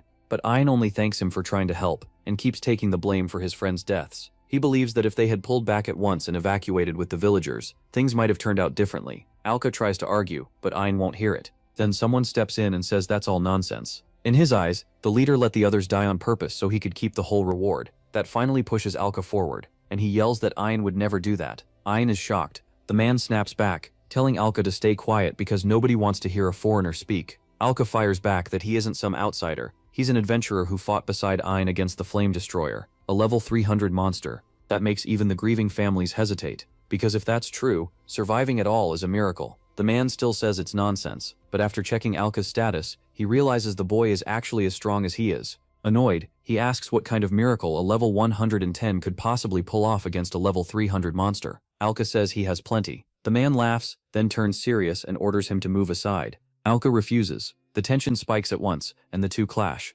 Their swords collide hard enough that the shock stirs the whole area. Then Ein shouts for Alka to stop, because he truly believes all of this is his fault. He couldn't save the friends he cared about, and now, because he was a failed leader, Alka is trying to fix his name by fighting for him. But Alka shuts all of that down. He admits the whole team really was killed, then strikes back at the bald man and says that still isn't the full story. It was an accident nobody could have seen coming. Ein stayed with his team to the very end, even against an enemy far stronger than him. That's why Alka shouts that Ein has nothing to be ashamed of. He never abandoned his comrades. With one sharp blow, Alka knocks the bald man's sword away and leaves him shaking from the damage he took in the duel. Then Alka asks how a man who cries this much for his fallen friends could ever be called a useless leader. He says he won't stop Ein if he truly wants to take responsibility for the team's deaths. But blaming himself for everything while letting people believe lies is wrong, because Alka wants everyone to know the truth. Ein was a leader who never ran, no matter how hard things got. With tears in his eyes, Ein asks why Alka is going this far for him. Goes this far, then holds out his hand to Einau. Alka says it's simple. He's an adventurer who truly looks up to him. For him, that's reason enough. In the middle of that emotional moment, the bald man gets furious and tries something cheap. He secretly flicks a hidden knife at the two of them. The blade flies so fast that no one should have been able to react, until an old swordsman suddenly steps in and stops it. With his sword at the bald man's neck, the old man says he's been waiting for Ein to return. Alka stays ready and aims his sword at the old man, thrown off by how scary he feels. But Ein moves him aside and explains that this is the top authority of the Sword of Salvation Guild. It's the guildmaster, Gilly, level 200. Alka still has no idea how to act, especially with the old man talking to him like he's mad. Then Gilly asks if this is the adventurer who protected Ein from the Black Dragon King. Everyone is shocked to hear that rumor might actually be true. Still looking annoyed, Gilly adds that he also knows Alka dealt with the fugitive Baldrith. That catches the hero off guard. Ein explains he had to report everything about that job to the guildmaster and central management. Baldrith had brought the monster close to death, but Alka was the one who destroyed its core. Since Baldrith was acting with bad intentions, the reward went to them. Gothru had been away from Duramu for several days, handling a monster far away, and got Ein's report through magic while he was there. When he finally returned, he found a crowd of idiots, blaming the only survivor without even learning what really happened to the attack team. As for the grief and regret of the families and friends, Gothru says he won't step into that. But he roars that being an adventurer means protecting peace, even if it costs your own life. Hearing that, Alka remembers what Einau said while hugging the bunny. Gilly goes on saying those warriors died doing exactly that. Blaming someone else for it is an insult to every man and woman who risked their lives, and that leaves everyone quiet. In the end, the misunderstanding is cleared up, so Alka asks if Gilly is on their side, and Ein agrees, but warns that the old man isn't going easy on him. That becomes obvious when the scolding begins, because Gilly flat out declares that Ein is expelled from the guild. Alka is instantly furious over that, and Ein looks crushed. Even so, Gilly says a misunderstanding doesn't erase the boy's failure. An incompetent leader who got an entire team wiped out can't stay in Sword of Salvation, the most promising guild in Dorimu. After his first anger fades, Alka realizes this is the harsh standard of the strongest guild, and Ein accepts the decision without arguing. He only asks for one favor before he leaves, and Gilly allows it. Ein now wants to recommend Alka for Sword of Salvation. To Alka's surprise, the former leader openly praises him as a talented adventurer with real skill. Smiling, he says Alka doesn't need to worry about his future even if he's gone, and Gilly agrees. But then Alka loudly refuses. Ein now is left wondering why. Alka understands that Ein being kicked from Sword of Salvation may be unavoidable. Still, he says straight out that he doesn't want to join a guild that throws away good members like this. Trying to calm him down, Ein starts listing the perks Alka would get by joining, and reminds him that an adventurer needs a guild to keep working. So Alka asks if all he has to do is join a guild, and if that's true, then he'll just make one himself, so both of them can join. For a while, the two boys search around the city for a place, until they finally reach a building that can become the guild's headquarters. But instead of getting excited, both stare in shock at its condition. Alka even asks if this is really the place, and Ein answers with a smile that it is. For now, this will be their base. It's not just the starting point for our hero, but also a fresh start for Ein, who's genuinely happy that Alka chose to bring him into the guild, and Alka seems to feel the same way. The moment he said he'd start his own guild, Alka looked at Ein, who had just been expelled. and recruited him on the spot. Strange as it was, Gilly didn't stop it. Back in the present, Alka says he still has a lot to learn from Ein, so he asks him to teach him everything needed to become a great adventurer. The two shake hands and a new chapter begins. Once they step into their new headquarters, Alka says the first thing they need to fix is this place.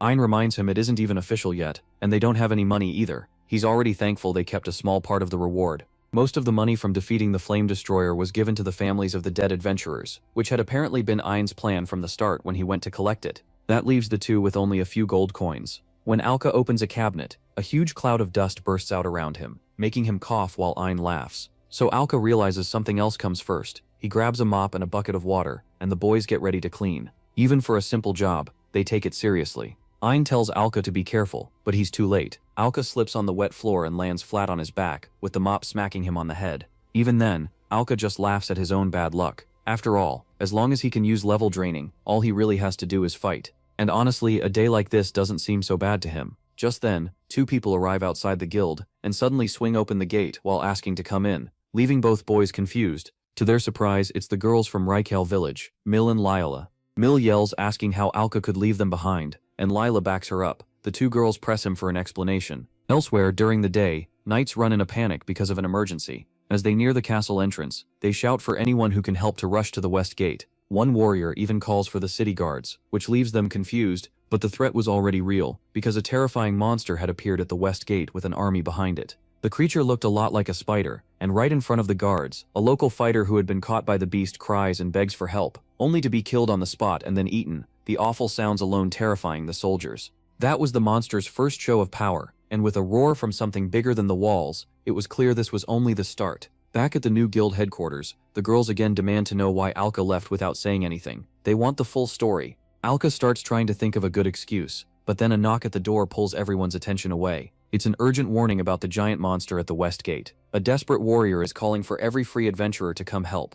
Alka calls to his friend, and once Ein hears what's happening, he says they need to go too. So Alka turns to the girls and says he'll explain later why he left the village. For now, he asks them to stay there and wait while he handles this crisis, because this will be his first job in the southern administrative city of Duramu. At that same time at the west gate, people are falling into despair at the sight of countless monsters. They had appeared outside Duramu out of nowhere, led by a curse-type creature at level 210. That bald guy from before, Will, takes on level 20 skeletons and cuts them down with ease. The problem is the more he destroys, the more skeletons seem to keep coming. Even so, Will pushes forward with all his strength and wipes out another group in one strike. After that, he asks where Gilly is, and hears the old man is already on his way. Still, Gilly is taking too long, and at this rate the front line will collapse. Then Will feels the worst danger of all, because a giant monster appears right behind him. Even with fear creeping in, the bald man just laughs. Several energy circles form at once, leaving no chance to dodge. In the end, the monster's power corners all the soldiers and adventurers there.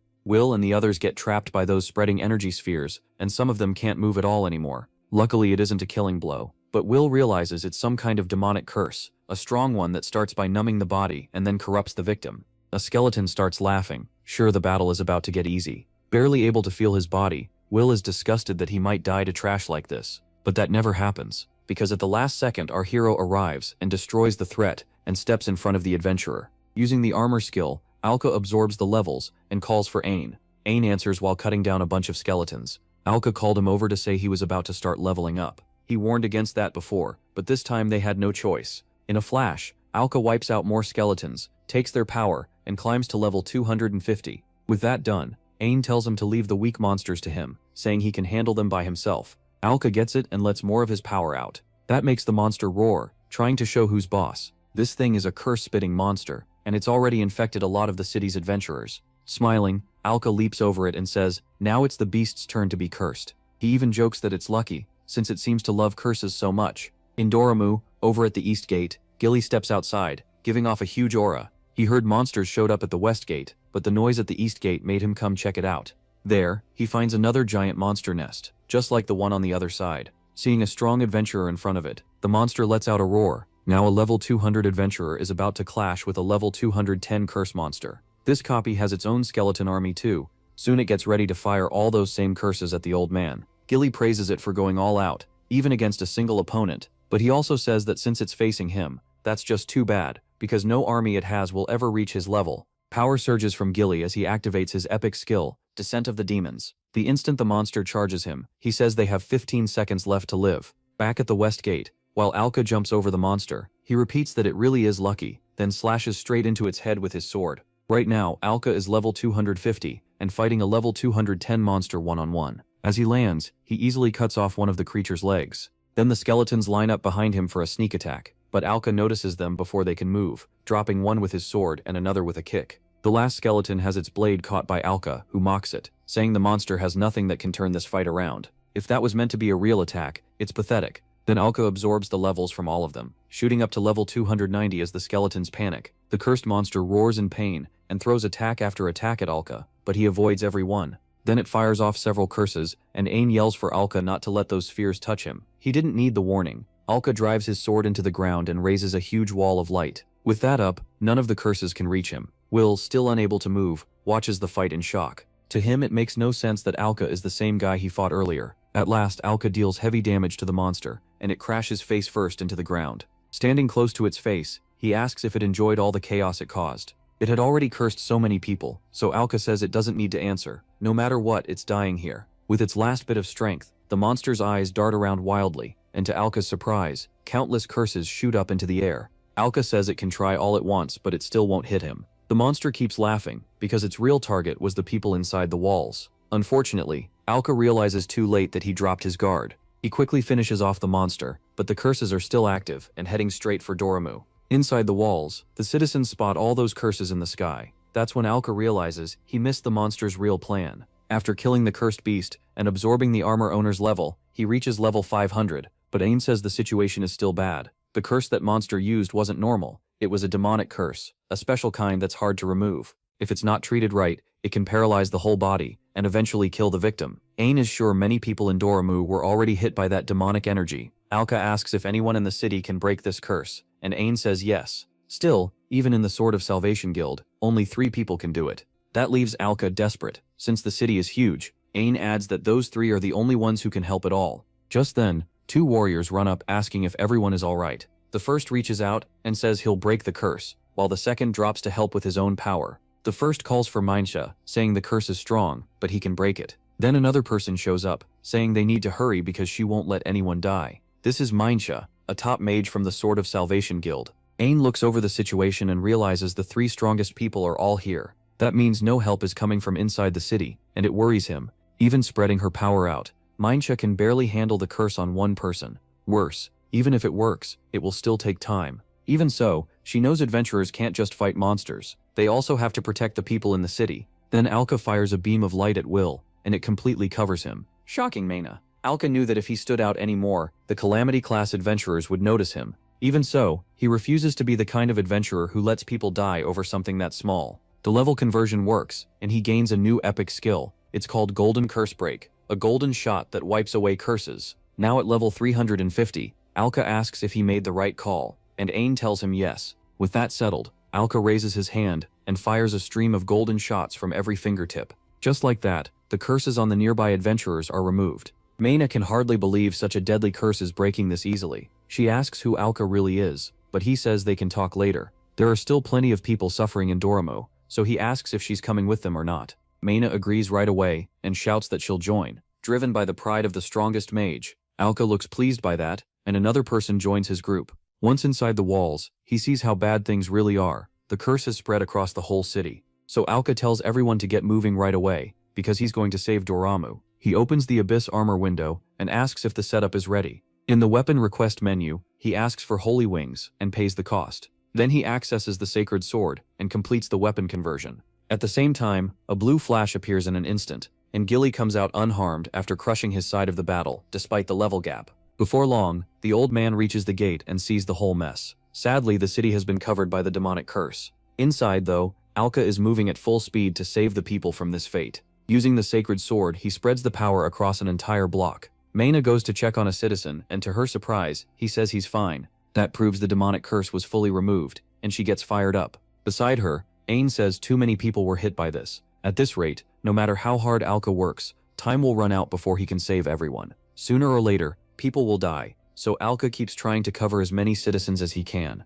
But even after all that effort, only a small part of the city is free, so he asks the armor if there's any way to spread his power farther. The system answers with a solution. It recommends the weapon converter, a function tied to level conversion. By paying level costs, an epic skills effect can be boosted through a special weapon. A window appears showing Alka's skill, which can combine Holy Wings with Curse Break. To get the weapon, he has to say the request phrase and activate weapons. So Alka summons his sacred sword and starts the weapon conversion, creating a fusion between the angel wings and the sword. With Golden Curse Break pushed to its limit, he points upward and orders it to destroy every curse. Sacred energy forms into an arrow, and following his command races through the city, stopping at each person it reaches. This time, Alka's power covers all of Doremu. Because of that, his companions rush over to him. Meina asks if that really is a sacred sword. She wants to know if he's an adventurer, or maybe a saint. Alka shuts down that second idea and says he's just an adventurer doing what he can to save the city. That leaves her stunned. Then Alka calls Ain over, because he needs to talk about what happened here.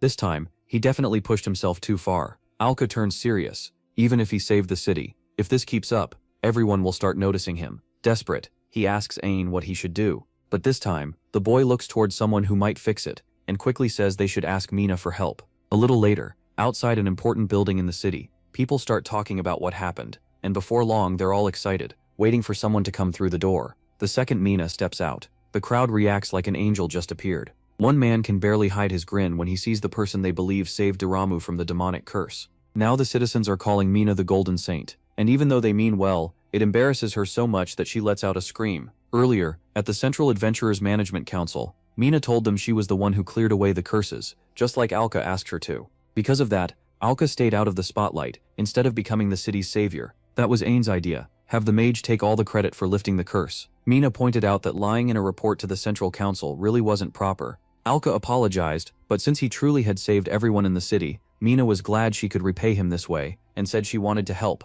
however she could. Ain says that's very noble of her, but then a noise outside cuts in, and he warns that people have come to see the Golden Saint, who saved the city. Of course, Mina yells that they should not call her that, but Ain insists this is important. Since she's already one of the city's top adventurers, her being the savior won't seem strange at all. That's why they need to make the strongest impression possible. If all of Doremu starts believing Mina is the Golden Saint who saved the city, then attention will stay off Alka. So for that plan, Ain declares they're going to put on a big show. Mina, completely confused, says nobody told her anything about a show, and Alka asks if his friend is really serious about this. Ain just smiles and says the hero's power can make everyone buy the story. Mina clearly didn't expect anything this huge, but Ain ignores that and grabs her by the arm.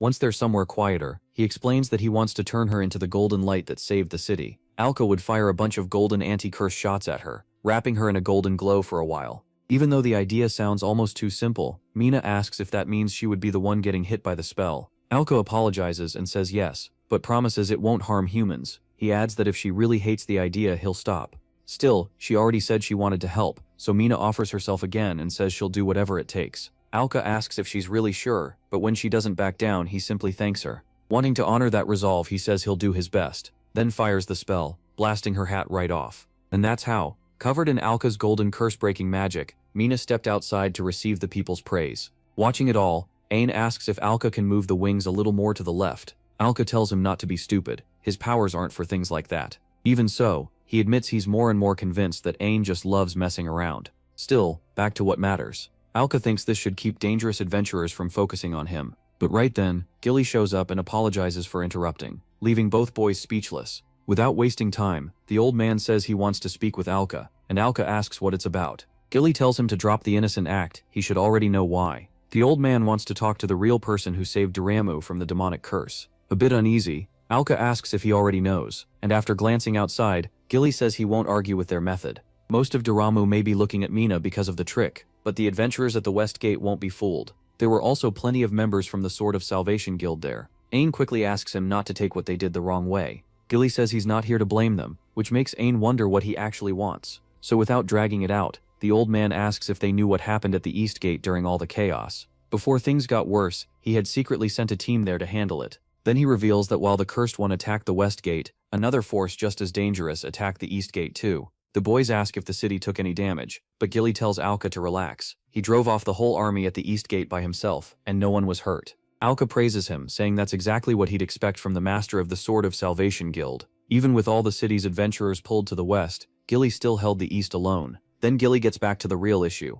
Since both sides were attacked at the same time, He believes someone is behind all of this, which worries the protagonist. Ain agrees there were too many strange things about these attacks. That cursed creature was a monster he'd never seen before. Because of that, and out of concern about the curse, he asked the adventurers who fought beside him, but none of them knew what it was either. At least he doesn't think it's any beast that normally lives near the city. It's also suspicious that such a huge monster showed up out of nowhere without anyone noticing it. So the most likely answer is that someone summoned it near the site of the attack. That means someone used either an epic ability or magic to plan the city's destruction. And it means Dormammu itself is the target. So if someone really aims to destroy the city, Gilly says they need even stronger defenses. That's why he came to Alka. Knowing all this, he says he needs the boy. He wants Alka to set up his guild in Dormammu as soon as possible, so they can work together with the Sword of Salvation. Aini points out that creating a guild takes a lot of procedures, but the old man says he already made a deal with the Central Management Council. So now he only needs 2 things from Alka. First, the boy must fight to prove he's worthy of becoming a guild master.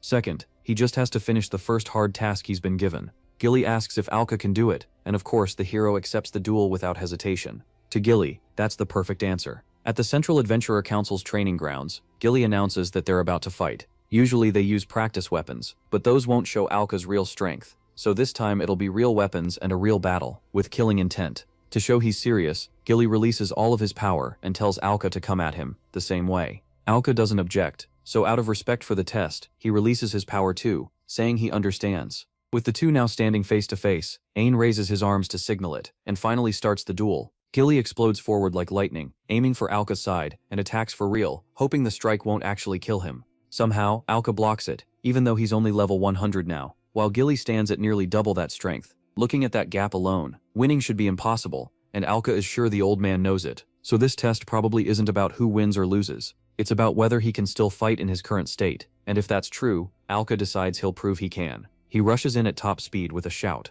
while Gilly stays completely focused. Alka swings with everything he has, but Gilly blocks it and sends the boy's weapon flying. With no other choice, Alka summons the sacred sword through weapon conversion. The new blade nearly clips Gilly, who barely dodges, and Alka uses that brief opening to close the distance and strike. But even the sacred sword gets knocked away. Still, Alka doesn't give up, because he still has his knives. One comes close to hitting Gilly, but once again the old man reads the move and dodges, no matter how many times Alka attacks. At last, Alka throws a knife from far away, and even that can't break through Gilly's defense. But then the old man realizes it was only a feint. Alka suddenly vanishes from his sight. A second later, the boy shouts from above that this is all he can do against someone 100 levels stronger, then crashes down with a heavy blow that tears up the area. Ain is amazed, because no matter the level gap, Alka's skill as an adventurer has grown a lot in such a short time. After landing that strike, Alka is exhausted. It's the best he can do right now, so he hopes it was enough. But through the cloud of dust, Gilly starts to step out, badly hurt yet laughing at the whole thing. He admits that without the level gap, that last attack would have killed him.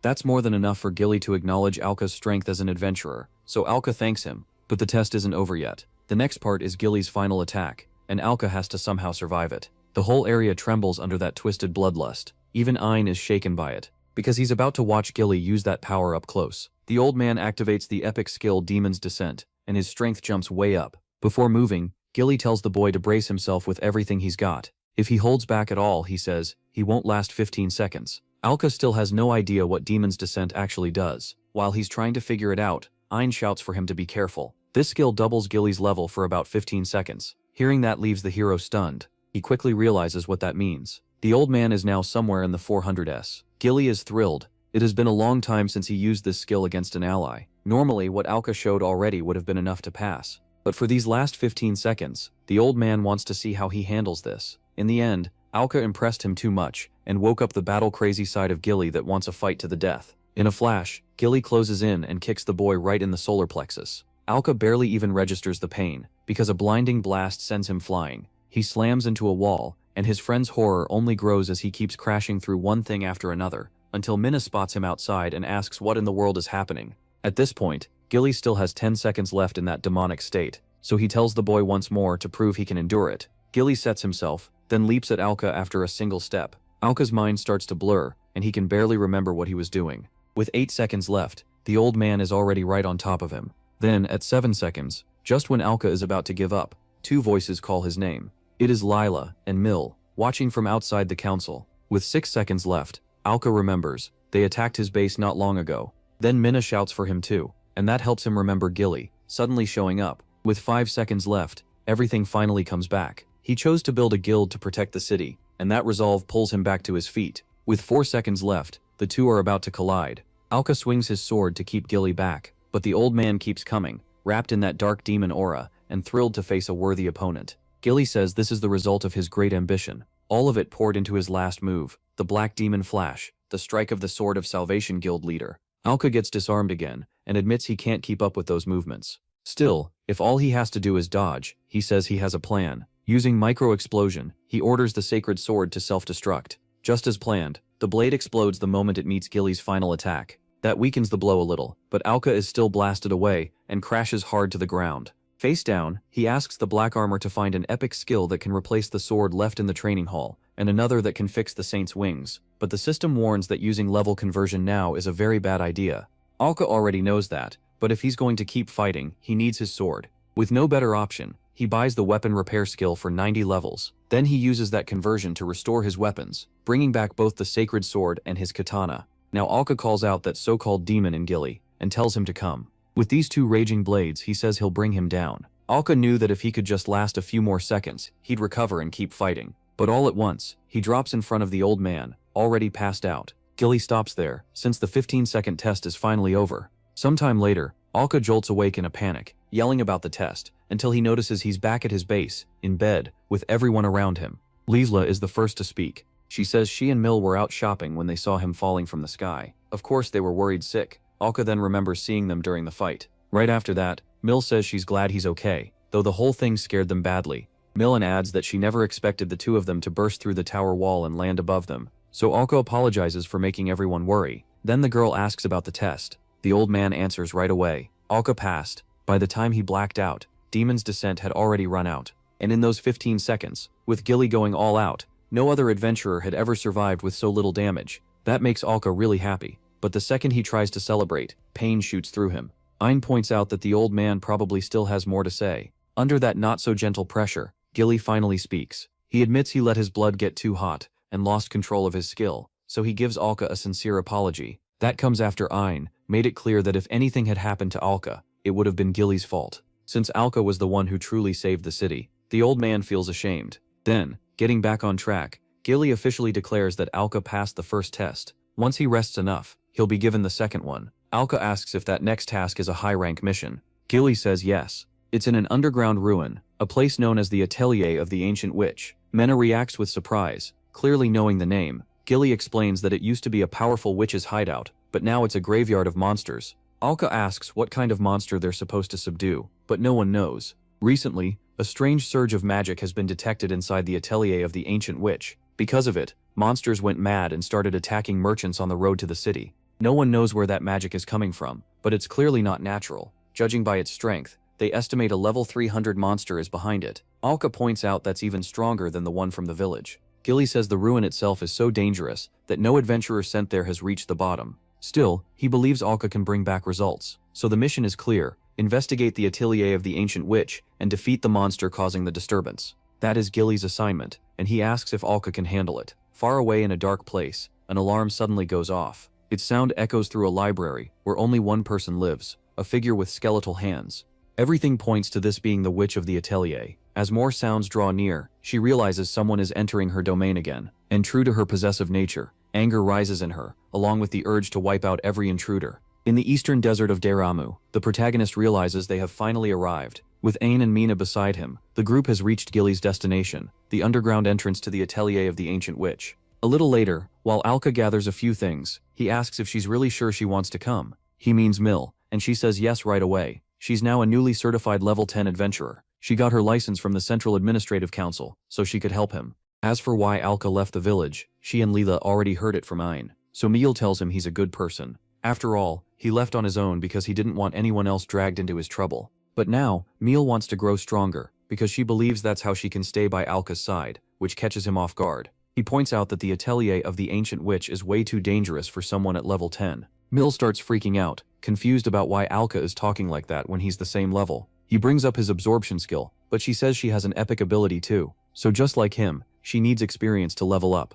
And to get that experience, she has to take dangerous jobs, which Alka admits makes sense. Still, Mill truly believes that if she gets in trouble, he'll protect her. so Alka finally stops trying to talk her out of it. Cutting in, Ein asks if he's ready. Alka says yes. With that, the 4 adventurers head into the mission. Deeper inside the atelier of the ancient witch, they reach the first layer. Mena, at level 120, can tell from the magic alone that this place is far from normal. Neen feels the same, and says Alka needs to regain his levels before the source of this power shows up. If that level 300 monster appears now, the whole group will be wiped out instantly. To be honest, Neen had hoped they would run into monsters on the way here. But after the fight with the Cursed One, most wild monsters in the area ran off. Then the first enemy in the underground ruin appears. It's a level 50 Vanguard robot, with hammer-like hands. Alka gets excited. Finally, an enemy he can use to recover his power. Ein steps up and says they'll weaken it, so Alka can drain it. The machine attacks at once, slamming its heavy fists into the ground, hard enough to blast out a crater. That makes the hero shout to the rest of the group,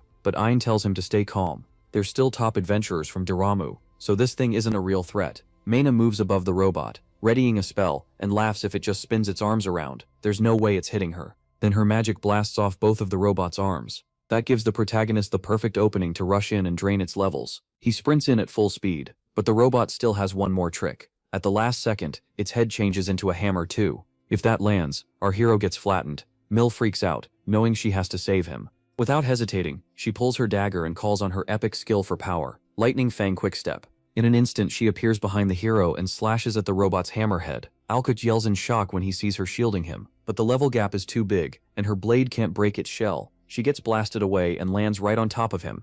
He thanks her, realizing Mill just saved his life, and that makes her smile. He didn't expect the robot's head to transform, but he still praises her skill. The robot gets even angrier and lunges at him for another hit. Alka slips aside and taunts it, saying a hammer that huge will never catch him. Still, he can't finish it off. The level difference is too large, so he starts thinking of another way to kill it. From behind, Mina calls out that robots usually have an energy core inside. Alka asks how they're supposed to get through the armor, and Aim says it's simple, they just rip it off by force. So without wasting time, the boy warns everyone, things are about to get rough. As the robot attacks again, Mina smashes it right in the head and says she'll back him up. That lets Aim get in close, and with his bare hands he tears the armor open through the cracks. Alka made, revealing all its weak points. The core is finally exposed, and even though the robot is still moving, Aim shouts for the hero to hurry. Alka gets the message and rushes in, driving his sword straight into the core. It cracks, and the machine finally shuts down. With the win, he absorbs its levels, and climbs back to level 60. Alka is a little surprised he can even drain levels from a machine.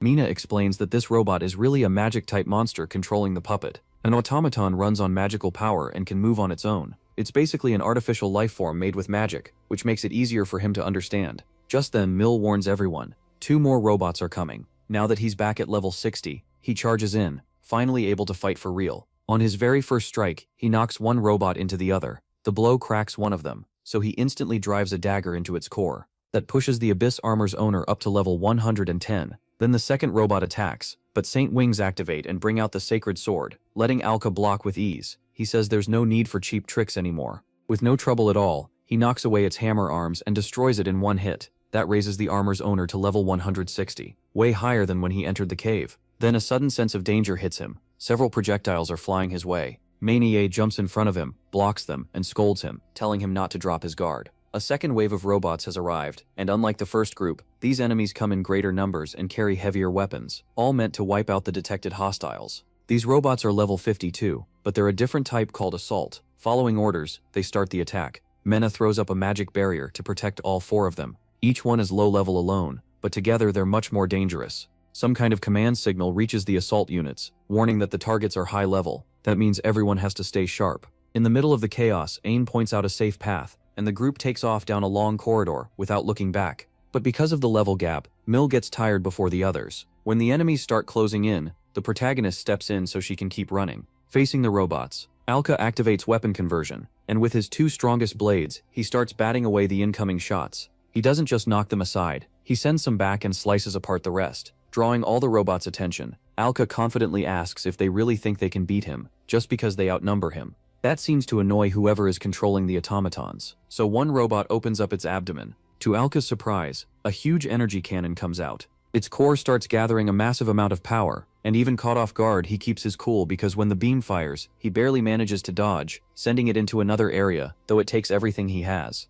Then another blast nearly hits Alka, forcing him behind a pillar, but the robots start destroying every place he can hide. The group finally stops running when they see what's beyond the next gate. As soon as Alka catches up, he asks why they've stopped when the robots are still coming. If they stay here, they'll be trapped. But the answer is simple. They've reached a dead end. Alka panics, and the first robot gets ready to fire. Luckily, Moshao notices in time and throws up another barrier. Even so, the monsters keep moving closer and closer. Moshao steps in front of everyone, holding them off with her barrier, but she's starting to get overwhelmed, and those abdominal energy cannons make things even worse. Desperate, Moshao warns that she can't hold much longer, so Alka decides he has to go out and fight them head-on. Alka stops him, warning that at his current level he won't survive. That leaves one big question: how are they supposed to escape? Then the protagonist steps on a strange spot, and purple energy wraps around all four of them. At the same time, several magic circles appear on the ceiling. As a high-level mage, Meina instantly realizes it's a magic trap. Before anyone can react, the floor gives way, and Alka's group drops into a pit. While falling, he notices the ground didn't just collapse. Someone made this hole on purpose. So it's obvious now, whoever is behind this place has been hunting the intruders. Then, unexpectedly, the assault robots jump into the hole too, and one of them throws a punch at the protagonist. He knocks it away, sending it crashing into the wall. Right after that, another robot starts firing projectiles at him, while the strongest one charges its beam again from the center of its body. Alka can't believe they're still chasing them even now, and in mid-air, dodging properly is almost impossible. That's when Aang shouts for him to use his free right hand. Before Alka can even figure it out, Aang is already telling Meina to blast him with wind magic. She's stunned that he'd ask for that, but then she gets it, and warns him she's going all out. So she unleashes a huge wind spell straight at Aang. Instead of hurting him, it launches him upward, letting him reach the hero. Grabbing his hands, he spins and hurls Alka toward the robots. Aang yells that the rest is up to him, and Alka gets it. He immediately cuts the first robot in half with the sacred sword. The explosion blinds the other two. Now he's above them, and their shots are coming from below. Alka tells them to stay still, and fires something that pierces both of them. A second later, those robots explode beneath him too. That quickly sets off a chain reaction, and after absorbing them both, Alka reaches level 360. Now that he's this strong, he thinks he can finally face the strange magic source in this place. Mill warns that they're almost at the bottom of the pit. Meina says it's time to move, and uses wind magic to soften the fall. The three land safely, or they would have, if not for the explosion right behind them from Alka. His level rose too fast, so he can't control his power well yet. Dino just laughs, saying they probably don't need to worry about Alka's strength anymore. Mill asks where they are, because it's too dark to see anything. Right after she says that, candles all around the hall suddenly light up. As the group tries to figure out what's going on, a pile of materials on the ground starts gathering into one place. From it, the same witch as before appears, mumbling about intruders. When asked why she wants to kill them, her answer is simple. She does it because her soul only wants one thing: to kill. Alka stares in disbelief and asks if it's an automaton. But the moment Ann checks its status, he screams for everyone to be careful. This isn't a normal monster. Then the witch activates her annihilation protocol, switching into Velgadia mode. With a terrifying laugh, she transforms into a horrifying puppet-like beast, tearing off her own clothes and growing to twice her size. Ainoin instantly realizes this is the abnormal magic source down here. What he didn't expect was that it would be 100 levels above what they predicted. This puppet beast is called Broken Wisdom, and it's just as insane as it looks. It rushes at the hero, trying to kill him. 30 years earlier, this desert used to have a river and a little patch of green. There, an old woman found a basket with a baby inside. She stopped and wondered if someone like her should really take in a child. For 80 years, she had devoted herself to chasing the truth of magic, gaining great knowledge of spells, but learning almost nothing about people. That day, she thought those who reached true wisdom were fools too. They gave up everything just to climb to the end of one path, so she guessed the baby's parents had thrown it away for their own reasons. If she had not found it, the child likely would have died out there, and maybe that was supposed to be its fate. Then the baby started crying, and the old woman began to question what she believed. A child that helpless could not just be abandoned. If an old witch raised it, people would surely avoid the child. Even so, since the baby clearly wanted to live, the witch brigadier decided to care for it. After only a moment, she chose the name Murimo. That made the baby smile, and the old witch smiled too. But in the present, that kind witch is gone, and the puppet charges in like a mad killer. Its only goal is to wipe out the intruder. Luckily, he can dodge. As the fight goes on, the monster grows even more unstable, and each fist carries a different aura. The second the hero moves in, one hand casts fire and cuts off his path. Before he can react, another nearly cuts Alka with a sword swing. All those hands move at once, mixing magic with sword skills. Leaping over him, the puppet forms fake kunai with one hand. But Yeyu steps in just in time and raises a barrier that shields everyone from the barrage. The monster answers by summoning a beast with dark magic, sharp teeth, and enough force to break the barrier, pushing the mage to her limit. Then it coats its sword in ice and swings with full power at the group. To stop it, Alka calls on Ain for help, and even though it's close, they barely manage to block the strike. The puppet screams, asking what killing even means, and the hero snaps back that it attacked them first. Merlin is shaken because she has no idea what this thing is. Yo-Yu feels the same. No puppet should be able to use magic like this, no matter its level. While they fight, Ain forms a theory about what's going on. About 10 years ago, an old witch lived here and could use many kinds of magic. Ain heard she died naturally, but maybe she stretched her life with magic first. Going by his instincts, this automaton is not some ordinary monster. It may be the old witch herself, her soul, or maybe her spirit. Working together, they throw the puppet back and buy a little time to think. Alka asks if the old witch was really this dangerous, but Ain says no. People in the area were afraid of her, yet no one ever reported her hurting anyone directly. Then the robot suddenly starts writhing as electric shorts run through its body. Ain points out that the automaton holding the soul seems to be falling apart. That should make this the perfect moment to strike, but dozens of ice walls suddenly rise. The robot uses them to move at incredible speed, and gets close enough to Ain that he instantly regrets what he just said. 18 years earlier, in the old witch's workshop at night, the library stood empty, but the house was still busy. Inside, Morimo was building a robot under the witch's watch. Brigadier was surprised that the girl cared so much about something so strange, but Morimo thought it made sense. Her normal magic could never beat her master. Brigadier told her that if she kept learning, one day she might reach the same level. Still, Morimo found that path boring, so she chose to focus on automatons instead. The witch never seemed interested in that field, but she let the girl follow her own ideas. After all, her goddaughter should choose her own life. 10 years ago, when Morimo was older, the dying witch asked her not to shout. Morimo was desperate and set on finding a way to move her soul into an automaton. She was only one step away from saving her mother, but that final step still felt far out of reach. Brigadier told her it was fine, and that she did not need to keep researching for her sake. The witch's death was natural, and Morimo still had a future ahead of her. She only prayed something wonderful would come to the girl, because Morimo had always meant well. Back in the present, the puppet charges again, wild and bent on killing the intruders. The young adventurers pull back to avoid getting hit, but one of them cannot retreat fast enough. Merlin ends up face to face with a level 400 monster. The hero panics the moment it prepares to strike. Without thinking, he jumps in front of Merlin and takes the full hit, and both of them are sent sliding across the library floor. Alka struggles to stand, leaving the mage deeply worried, and Ain stops her from getting closer. But that still isn't enough, because when she nears one of the ice walls, a surprise attack bursts out from inside and hits her head-on. Yeyu is thrown back by the impact, and Ain is alarmed, but he has no time to focus on that. Now he is the puppet's final target, and every dodge just brings another attack. The assault is relentless, though its arm swings look messy and uncontrolled, so he thinks he can find an opening, until a kick suddenly flies at him. He never saw it coming, and gets hit clean. The blow sends him crashing into a bookshelf. Lying there hurt, the hero knows that at this rate, all of them will die. So he forces himself back up to fight again, drawing the monster's attention. Then they rush at each other, both yelling from the heat of the battle. This time, Alka lands the first hit, but he notices something terrifying. The puppet gathers a huge amount of energy and keeps going even after being wounded, but instead of aiming at the hero, it slams the ground around itself, hitting its own body in the process. A massive blaze erupts around the puppet, and it comes out of the flames badly damaged. Even so, that only scares Alka more. He realizes the monster does not care what happens to itself. Even while its body melts from the heat, it still keeps coming like a beast with no mind left. Seeing that, the hero knows random attacks will never work. He has to pierce the monster's energy core directly. The problem is, he still has no idea how to pull that off. Still burning, the monster rushes him with a storm of punches, and even though it moves awkwardly, getting close is still hard.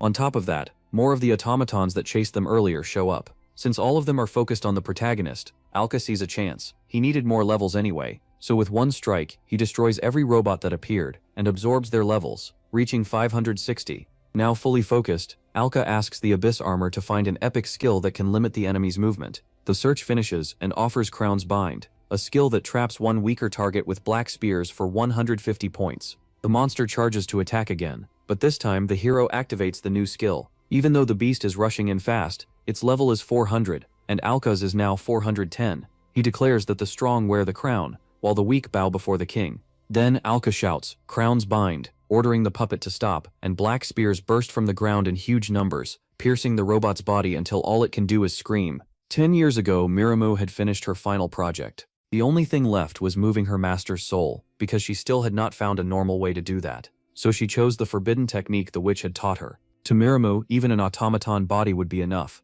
as long as her master stayed alive. Sadly, she could not remain there either. Still, all that mattered was that the ritual was ready. When her master's life ended, the soul would automatically move into the automaton. With that, the girl said goodbye, hoping that even if she herself was swallowed by evil, her master would at least find happiness. Back in the present, screaming in rage and despair, the monster struggles to move, tearing apart its own body as it does. But they already know it does not care about itself, so it manages to break out of the trap. Seeing that, the hero uses the skill again, this time watching the puppet's reactions very closely. The monster refuses to stop and tries once more to break free, forcing the protagonist to reinforce Crown's bind again. All the while, the puppet keeps insisting it must exterminate the intruder. So the hero asks why it is so set on killing them. For some reason, that question finally makes the robot stop and think about whether killing is really its true purpose. It realizes the answer is no, but the loss of control inside the puppet is stronger than it can bear. To Alka's shock, it tears off some of its own arms to break loose, then charges again, completely insane and ready to destroy any living thing in front of it. Realizing the puppet will never stop, the hero has no choice but to use his skill one last time, driving it through the robot's chest. At last, the witch's soul remembers that its real purpose was simply to protect this place, that one day, that child would come back. With that, Alka smashes the puppet with one final heavy blow, dropping it to its knees. But even at the very end, the last piece of the witch's soul whispers Maramu's name. Only then does the protagonist understand, he really won. But right after that, a glowing orb rises from the robot's remains. The hero stares at it, wondering what it is, and in the next second it shoots toward a half-open door. It leads to a hidden passage Alka never noticed before, so he decides to check it out. Before he can though, his level absorption skill activates, pulling in all the power from the wrecked machine into his body. Alka had never felt strength like this before, but the feeling doesn't last, because the moment his level reaches 810, a sharp pain throws him to the floor. It's so bad it seems the sudden level gain is tearing him apart. As he cries out, energy stronger than ever bursts from him. Taking in that many levels at once badly damages the armor owner's body and mind. So the system recommends an emergency feature called storage, and waits for the owner's approval. But he can't respond, so it shouldn't have been able to activate yet. This time the system makes an exception, and briefly unlocks the authority needed. Then the Abyss armor creates storage on its own command. All that power pushes the protagonist close to madness, so the system orders 400 levels into storage. It happens with a single command, stripping that extra power away and moving it into a space inside the armor. After that, Alka collapses, and when he comes to, he asks if the armor saved him. It replies that once it confirmed the owner's intent, the new function activated. Since he was barely conscious, he accepts that answer. Then Alka asks what storage really does. The armor explains that it lets him save levels and take them back out whenever he wants. This time, storing 400 levels stopped his power from running wild. So now, instead of absorbing every level at once, he can stash them away. If he uses that well, he won't draw attention in the city. Still, if his level jumps too high, things can spiral out of control like they just did. The armor guesses it happened because the boost came too fast, so with practice he may avoid going berserk. Hearing that, Alka says he should train and get used to higher levels. Just then, fast footsteps rush closer, and the whole group runs in to see if he's okay. Mel looks the most shaken after hearing that awful scream. He tells them he's fine, and more than that, he's just glad everyone made it out safe. That alone is enough to lift everyone's spirits. Then the protagonist brings up the strange light that came out of the old witch's automaton after he beat it. As for where it went, he says it vanished behind the door ahead. A little nervous, Mel asks if they should go look, and Mena says yes. If that light was the old witch's soul, the danger may not be over yet. So the four adventurers head for the door to uncover the truth. Since he's the strongest one there, the protagonist takes the lead and opens it. What they find on the other side though is a bright, peaceful place full of greenery. It even makes the hero wonder if they're still underground. And Mo Xiaobei guesses the old witch created it with magic. And even Mina admits she's never seen anything like it, which fits the strongest witch of all. Mel wonders where that soul went, but then spots a house sitting far away. It looks suspicious enough to draw everyone's attention. Before they can head over, a hole opens above them, and to everyone's surprise, another armed robot drops in at once.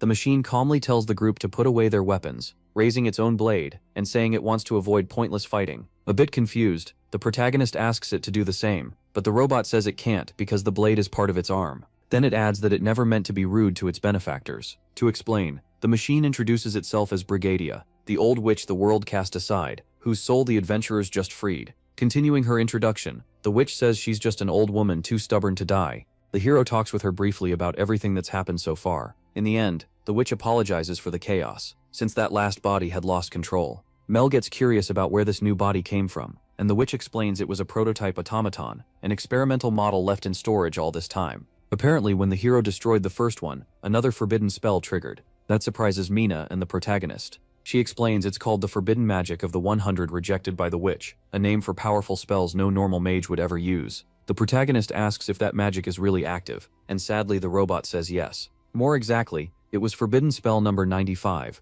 which gives peace to a soul with no body. Because of it, even if the witch dies inside the workshop, her soul will automatically move to another body it can use. Mina notices Brigadier doesn't seem happy about surviving this way, so she asks why the witch doesn't just cancel the spell. The answer is simple: she can't. A third party can never undo this forbidden spell. Then, clearing up the misunderstanding, the witch says she never would have used magic like this herself. She's not the caster at all. She's the victim of it. Now even more curious, Mina asks who cast it, and the witch sadly reveals it was her disciple, Marimu. The girl couldn't accept her death, so she used a spell that twisted even the laws of nature. In the end, the witch calls her disciple a fool and asks them to forget about her, because soon she'll meet the girl herself and settle it. But there is still another problem. Marimu never had the skill or knowledge to use forbidden magic, which means some man must have talked her into it. In return for teaching her, he likely made her build combat automatons. His name is about to come out, when the man suddenly appears and introduces himself as Volma Forden, leaving the hero stunned.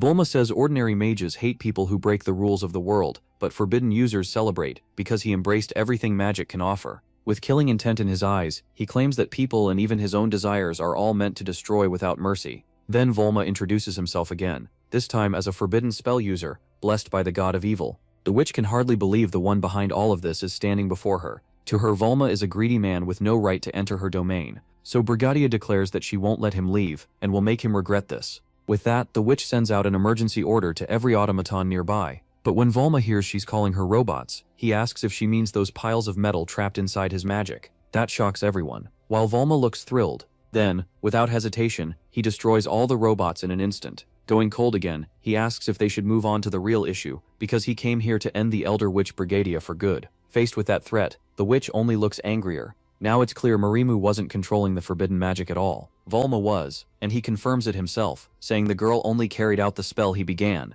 That means he alone can break it. In other words, he's the only one in the world who can kill her. Volma almost trembles with joy when the witch realizes the trap she's in. Laughing, he says that with a single order from him, she can lose the protection of that forbidden magic. He points his staff and declares that the moment this Tien body breaks, the witch's soul will disappear forever. Brigadier asks why he waited until now to come kill her. After all, she sees no gain in murdering an old woman. Volma says that when he first cast the spell, he truly didn't plan to kill her. But 10 years later, things have changed, and now he's putting a grand plan into motion. He reveals that soon, a flood of shining blood will spill in the great city south of Doremu. That shocks both the heroes and the old witch. Volma says he's doing this because he doesn't want some justice-loving old woman getting in his way, since even now she's still one of the strongest witches in the city. At last, Alka steps in and asks if that makes Volma his enemy. Volma says yes. That answer is enough for the protagonist to rush in and attack at once, saying that's all he needed to hear. The sudden move catches the sorcerer off guard, but he still blocks at the last second, and the impact forces both of them back.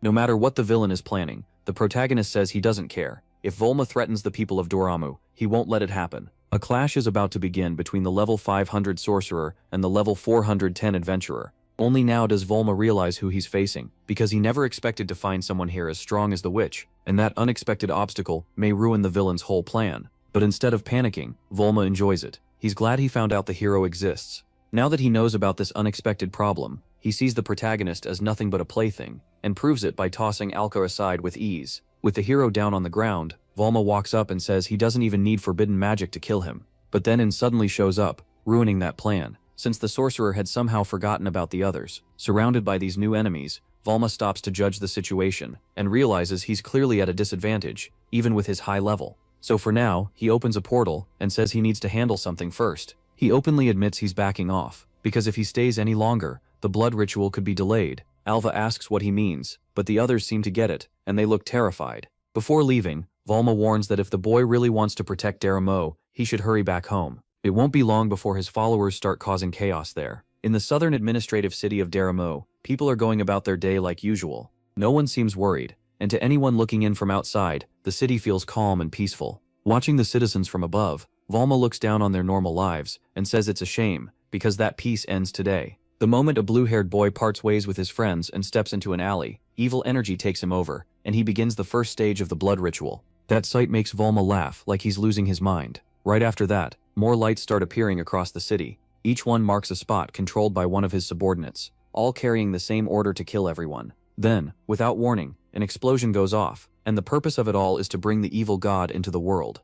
At that same moment, a bond wrapped around the old witch's soul snaps, along with part of her core. The pain drops her to her knees, making the hero panic, but she tells him not to worry. Volma had already altered her curse. So if this body breaks again, she won't be able to avoid death anymore. Still, the witch says this is to be expected, and the curse's effect only works inside her workshop. Her old body had a command built into it that kept her from leaving. This new body is different. Now she can finally go outside, which makes that part of the curse useless. More importantly, they need to focus on the sorcerer's plan. Nell gets scared after remembering Volma said his followers would attack Duramo, and from what the witch knows about him, that doesn't sound like a bluff. So Ain says they need to return to Duramo right away to stop this planned assault. Even so, the city is far away, and leaving now still won't get them there in time. To fix that, the witch asks if the adventurers forgot who she is. As Volma himself said, even in death she's still the great ancient sorceress everyone once feared. Back in Duramo, things have already gotten far worse in just a few minutes. A man lying on the ground begs Volma's followers for mercy.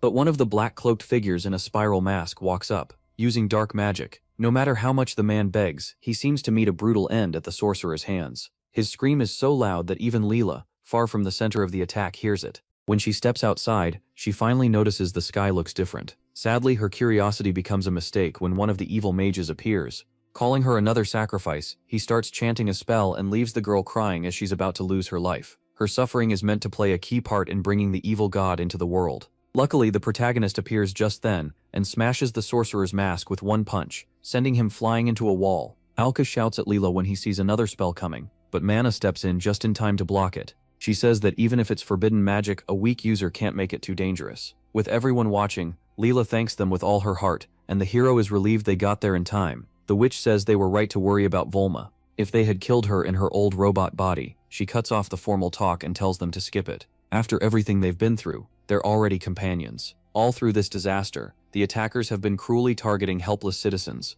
That's why Gilly shows up, saying he could never ignore this, and quickly cuts down 3 of Volma's subordinates. He saves the person who looked trapped, and the citizens rush to hide in the city's guild. So far, the enemies he's beaten were only around levels 80 to 100, but he knows fighters that weak couldn't cause this much chaos on their own. Then, the one behind it all appears, clapping his hands and praising the leader of the Sword of Salvation. The moment Gilly realizes this is the mastermind, his anger explodes. As usual, Volma only enjoys seeing that rage. He confirms Gilly's guess and says he's the leader of the blood ritual. Since the guild leader still doesn't seem to get it, Volma explains that his goal is to make humans suffer as much as possible, kill them and gather all their cries, pain and curses into their bodies. With enough blood, he says, forbidden magic can be used to summon the evil god. That's the true meaning of the blood ritual. Since Volma is here, the old man asks if he was also the one behind the cursed monster's appearance. The sorcerer has to think for a second to remember, because to him that was just a side summon to test the city's strength. Then he thanks the old man, because now he knows no one there is stronger than him. That makes this city the perfect place to begin the blood ritual. Gilly understands at once, and starts letting his power out. With energy burning in his eyes, he declares Volma made the wrong choice and activates his ultimate skill, Demon's Descent. Even then Volma just laughs at him. The old man's level is still lower than his. So Volma pulls a weapon from a spatial rift and releases an aura to match, claiming no one can reach his power. But the old man simply says reinforcements will be here in 15 seconds. Volma has no idea what he means, but he doesn't get time to figure it out. Alka suddenly requests 190 levels from storage. Once the command is approved, his level jumps into the 600s. Then Gilly charges from the front, and before Volma can react, Alka is already behind him, ready to strike. Not far from there, Ain fights in anger and cuts down several cultists with ease. As an adventurer who believes in justice, he can't stand seeing people sacrificed, but he also knows he isn't strong enough to save everyone. That's exactly why he's so furious at his own weakness. Another adventurer yells at him not to freeze up.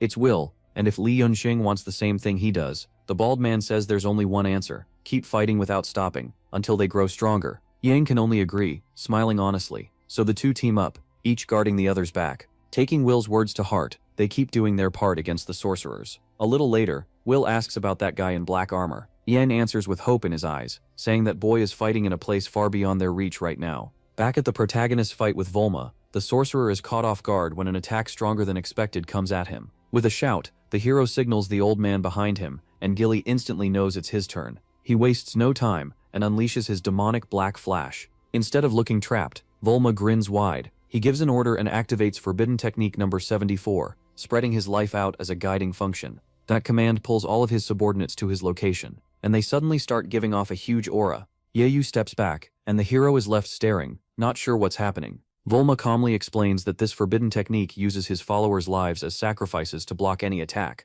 Losing subordinates may be inconvenient, but to him, anyone weak is disposable. The sorcerer also notices that the protagonist's level has risen a lot in a short time, so he realizes leaving him alone earlier was probably a mistake. Even so, the old man doesn't waste a second of his skill and keeps trying to attack however he can.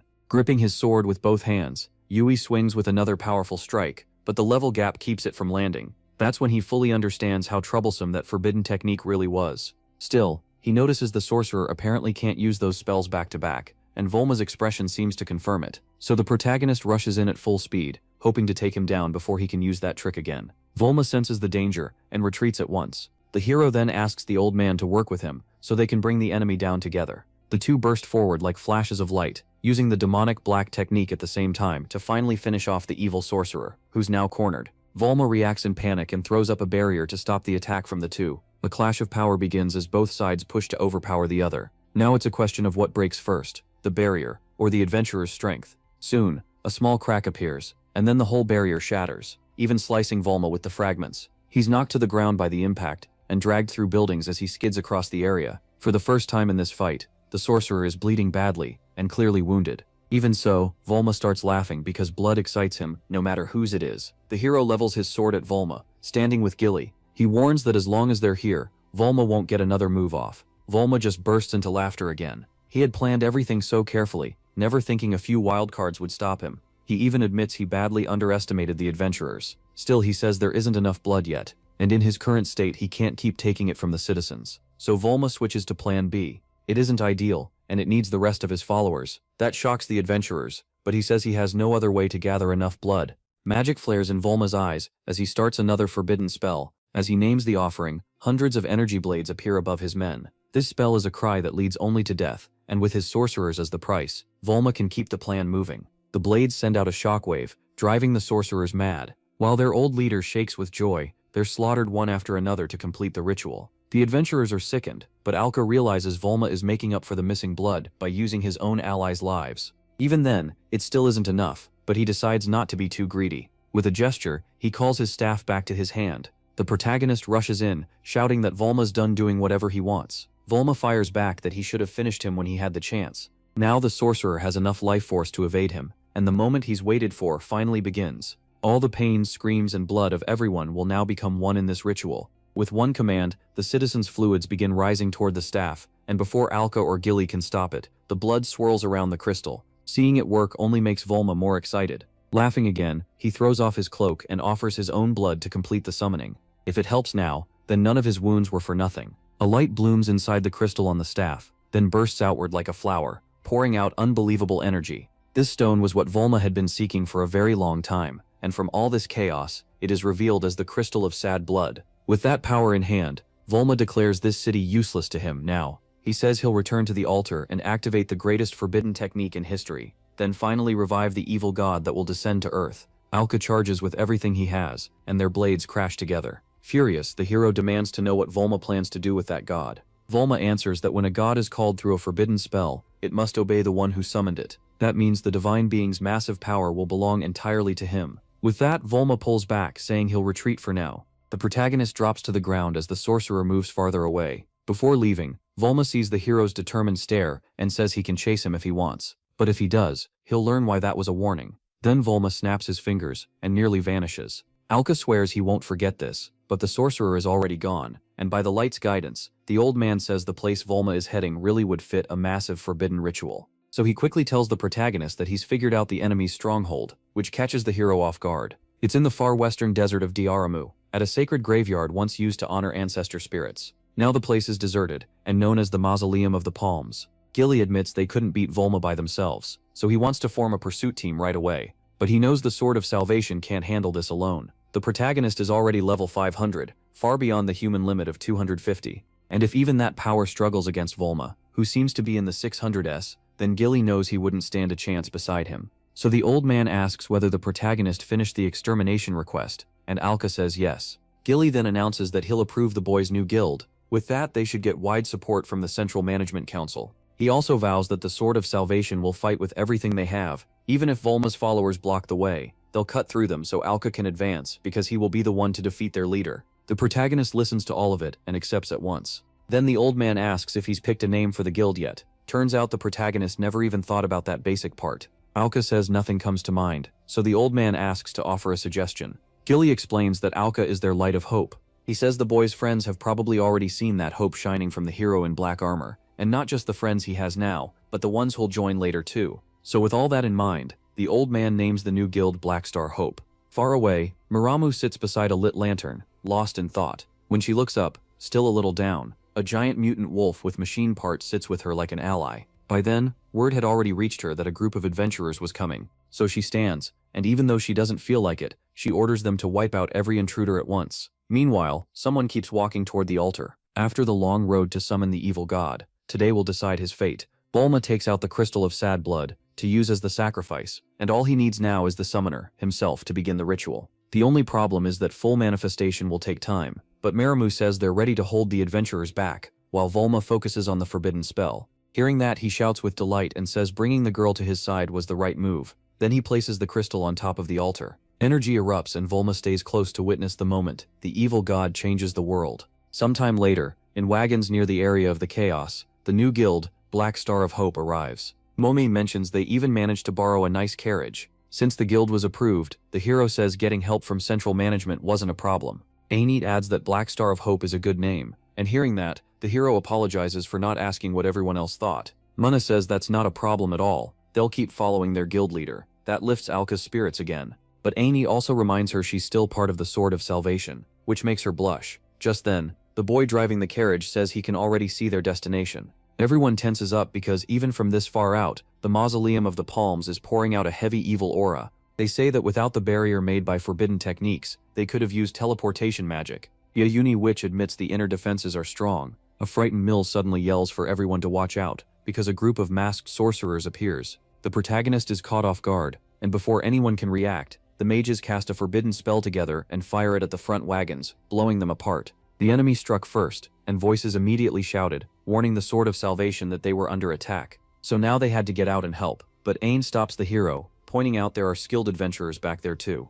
Knowing that, the boy decides it's better to leave that fight to them. So while battle breaks out behind them, the remaining wagons keep moving toward the mausoleum. Once everyone gets out, Gilly, leading the Sword of Salvation, asks if they're all okay. When the protagonist says yes, Gilly tells them to forget that trouble for now and put all their focus on stopping the ritual and defeating Volma. With that, both guilds rush inside. As soon as they enter, the protagonist is slightly shaken by the place's atmosphere. Gilly warns him to stay alert since they won't know where the enemy will strike from. Then the old man and the protagonist draw their weapons and wait for the attack. They don't wait long. Soon, enemies appear from above and throw knives. Alka knocks aside everything flying at him, and Gilly calls out the attack. He orders the first group to handle these enemies, while the second keeps following him. He doesn't want the protagonist to stop, because their job is to get him to Volma. The old man makes sure the hero stays focused on the path ahead. While the first group battles the sorcerer's defense line, the main force pushes toward the center of the mausoleum. Ilum tells the protagonist the forbidden summoning must already be activating. It's clear they don't have time to deal with every enemy, so the boy says they can leave him behind if needed. Alka hates that idea, but Ain tells him they'll win, so the hero chooses to trust him. In the end, the boy says each person should handle what they can. Soon, another wave of evil sorcerers appears, and this time not just ahead. Mill spots some behind them too. Will takes charge of the enemies in the rear, and with a support group rushes in with a slash. He jokes that standing around like those sorcerers is a waste of time. Back with the protagonist's team, he says he'll take the front. Then he leaps in and drops 3 enemies in one move. Right after that, the system warns him that forbidden techniques are interfering in the area. Even so, the hero yells that it doesn't matter, his level is still high enough. He tells the old man the way is clear. With that, the front group keeps pushing ahead. But then Gilly dodges when giant arms smash through the wall beside him, and a huge beast starts forcing its way out. A cursed monster soon shows itself. Gilly notices it's smaller than the one he fought before, but the floor suddenly splits open, and more small cursed creatures crawl out to join the battle. Everyone moves to back up Gilly, but he tells the protagonist to keep going. Like he said before, they'll protect his back. At last, they reach the center of the place. Mia says she can feel a nasty magic in the air, and when the group finally stops, they can see the deepest chamber right ahead. The protagonist urges everyone forward at once, until a monster's paws slam into the floor. It was that mechanical wolf tied to Merlin, guarding the final wall before Volma. The female called Blue Iron Belliet appeared with the witch's disciple, because the evil god's manifestation was almost done, and the girl had no plan to let the adventurers interfere. The beast's roar blasts a fierce wind at Lloyd, and he thinks over the girl's name. Still, he says it doesn't matter who she is. Stopping Volma comes first. Meanwhile, Merlin stays calm even though the beast is level 450. She already heard the protagonist is level 600, which is way out of the ordinary. She admits she can't fight him head-on because she's just a technique, but says she found a way to hold him back. With another roar, a magic circle appears under them both, and a device in the beast fires a sensing beam across the whole area. Mu Xiao wonders what kind of attack it is, and Yuhi doesn't notice anything, but the protagonist suddenly feels much heavier.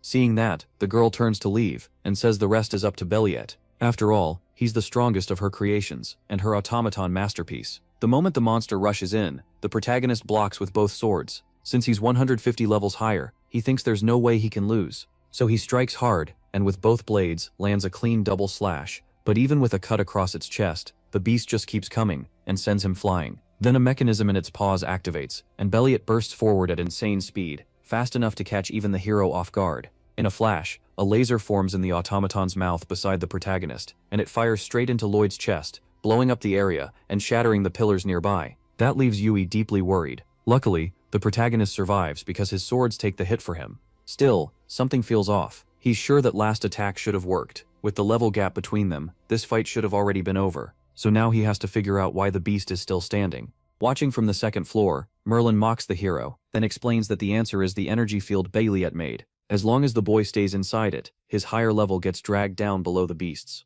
On top of that, Beliet was built from the toughest metals around. If this keeps going, the protagonist will wear out first. Before finishing, the girl reminds him that while they're stuck here, Kane is still moving forward, and that nearly drives Lloyd to despair. Even so, he remakes his weapons, and charges the beast again. Beliet is level 450, and the hero is the only one there who can face her. But if this drags on, it'll be too late. The beast attacks at full power again, and in this desperate moment, Lloyd has to find a way out. Then the witch's automaton appears at the perfect time and lands a kick that sends the monster flying. Even though it wasn't easy, Probadiah asks to handle this fight herself. That leaves Merlin speechless, and the witch says the hero has something more important to do. Of course, Lloyd is shocked that Probadiah knocked Beliet away so easily. She tells him she pushed herself to get the power needed to fight this wolf. Still, she says he only needs to remember what she already told him. When Lloyd starts to ask what she means, he turns and sees the firm looks on his companions' faces. At that point, Yui doesn't even need to finish speaking, because the protagonist says they'll do whatever they can.